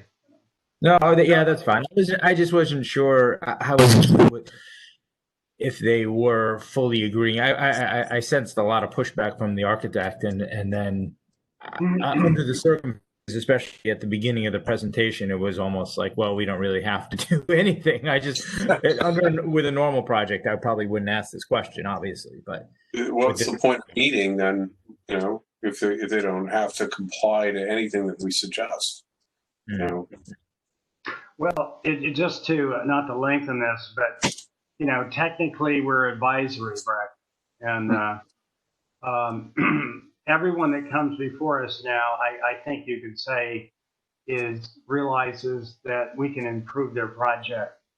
I mean, we have with the board members, and Chris Thorpe wasn't here, accomplished landscape architect. It's very well rounded, and a lot of it has to do with how the project physically fits into its environment. Some of these people don't have a clue. You know, they come from out of state, and they don't. You know, they've studied downtown Mystic for 2.5 weeks and show historical references for things just that don't tie in. So we can help out there, but in the end, we're only advisory because we don't issue a permit. So, but it's working quite well, I think. Yeah, it does work well. I mean, for, a board that doesn't issue permits, this board has a lot of positive influence on what gets built in the town. Yeah, it's quite amazing. It's the guy Bill Haas, who's a planner, whose brainchild this the architectural review board was. He was firmly a believer in this democratic sort of process of not policing people. It was pretty much philosophical that that if you put good stuff out there in front of people, that they were rational enough and had the good judgment to take it and appreciate the moment, and by and large, that's been true. We'll see. Yeah, Maybe it tonight is the hasn't. first. We haven't really, in all the years that the board's been around, we really haven't had any developers who were just like, I don't care what you think, I'm not listening to you, I'm just going to charge ahead and take my chances with the Planning and Zoning Commission. I think that, people want a smooth approval for the most part, and, they do what they can to address your comments. Yeah, I've seen Perkins Farm Apartments be improved. Hartford Healthcare was improved based on our comments. And yeah, that's really hard. Yeah, you can see it. Mhm. And you can sort of see a progression in the quality based on progression in our awareness of how to inform people, collect the important things and give it to them. And I'll lobby for one thing, and then I'll shut up. And I know I've mentioned this before, but the duplex, the appearance of residential duplex developments, similar to the one that's on Route 1, is going to, right now, that is beyond the purview of this commission. And I had mentioned that we should, and as much of contradicting the good nature of everything and not policing the people and creating regulations, I think those should be included in our purview, because just if you look at the project on Route 1, Breck, it didn't have to come in front of us. It's maybe 10 structures on a very significant piece of property on Route 1 that has a major visual impact, and it simply was not done well. Okay, I mean, no one could disagree with that. And you could see those appearing in many places in Stonington. So while we're spending all this time, in Mystic with 3 or 4 reviews of Mark Como's building, literally down the street from it, you could have 12 residential structures that were scattered kind of willy-nilly across the site with a bunch of, popsicle trees stuck in it, and it would have a major impact. So I think we should pursue that and make that known to the Planning and Zoning Commission, that we would like them to find a way to, it's not up to us, it's probably up to them. But if there's some agreement on that, I'd like to, I know Keith has outlined that there's many obstacles, like 30 to doing that, but I don't think it matters. I think we should I think we should tell the Planning and Zoning Commission that there needs to be a regulation. Don't forget that Planning and Zoning, if I'm not mistaken, found a way to have us responsible for accessory buildings, right, Keith? To private residences. But we That's can't right. review 12 new structures, but they can add that on and have us review a dog house. That doesn't make any sense. That's true. Well, I think that the project that you referenced on Route 1 is a great example as to why we should. I mean, it's a lot easier to, to look at it in hindsight and say, this is what you end up with when you don't. So I think that stands as a great example and reference that now because it's, I think it's on a lot of people's mind right now because it's just wrapping up construction. You're talking about the houses that are just north of the school, correct? Is that North of the school. north of the high school? Well, north. They're on the same side as the high school. Yeah. They're two duplex houses. It's a new street that was built. With dying lawns with no landscape in front of them. So. Yes. Yeah, they spread grass seed, but they didn't water it consistently, so it's just coming up weeds. Yeah. There's no free, no other. Yeah, I mean, you're looking into the sides of houses, the call it the rear of houses where there's porches. That there's no sense of order and site planning. Nothing. I mean, that's the kind of thing that we could have made some very positive comments on there that they could have easily achieved, and it would be a totally different outcome. With very little additional expense as well. Oh yeah, right. Really, at this point, landscaping, they could screen a lot of these decks so that people wouldn't feel so exposed. That's greenery and soften. So that project didn't go through an architectural review process, is what you're saying? And how come? It did not because it's essentially just a subdivision. And subdivisions don't get the ADRB review. It's a subdivision of duplexes, but it was just a subdivision. Yeah. So there's 30 obstacles to us reviewing subdivisions. Well, what are the reasons why we can't look at subdivisions? Because there's lots of subdivisions I'd like to pick apart. If you I did, thought we were only, I think for commercial buildings, yeah? I know. Yeah, in zoning, that's what it's written as. So it would take a regulation amendment from PZC to change the rules to do that. I guess it could be subdivisions of a certain size or subdivisions that build a road like that one did. At that point, the developers, may not have house designs to look at. Maybe it's more just the site layout, landscaping, things like that.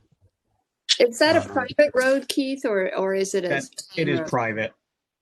Okay. But wouldn't the distinction is that this is a duplex development? I mean, when you say subdivision, none of us usually think of duplex developments. We think of single-family residences. So wouldn't that be the characteristic that would kick in the design review? Yeah, just like the Perkins Farm townhouses. We looked at those. Those are basically duplexes as well. Yeah, I think some of those were 4 units. Triplexes. I think it's 3 units or more is the way it's written. What I wouldn't want is everyone who builds a duplex has to go to this board, because most of the duplexes that are built are just one-off. Right, but that wouldn't be a subdivision. Yeah, so I concur with Michael that basically anything that's going to face out with a densely developed site like that should see review from the Architectural Review Board. I mean, I think it's a travesty to the main thoroughfare of our town to have such, poor design exposed to the public. Yeah, that topic for another night, but that brings up that whole Route 1 corridor, because it's really squirrely land. It doesn't have infrastructure, it's got wetlands, and it's kind of can get cast off to lower real estate values that attract folks that have really weird shaped lots and uses. And I have heard numerous comments from folks that have gone through lengthy design review and P&Z review, site plan review, either for a house or some other in Stonington. And they've come back and they said, why did I spend all this time reviewing and doing all this stuff that the town required when I drive down Route 1, and it violates everything that I've been asked to do, on my residence or in my commercial development. So it really is a very important juncture. So can you do something about that, Keith, in terms of a note to the P&Z? Well, maybe something like some sort of correspondence from this board Okay. to PZC would help. All right. We could just put together just a short paragraph, right? I'd be glad to do that and send it out through you, and then you could all add to it if you want. Sure. That's a good idea. Okay. Excellent. All right. Well, Thank you. it's time to eat dinner. Yeah. Can I make a motion to adjourn? Please do. Second. Yeah. All in favor, better say aye. Aye. Aye. Thank you. Thank you. All right, guys, have a good night. Yeah. Bye. Good night.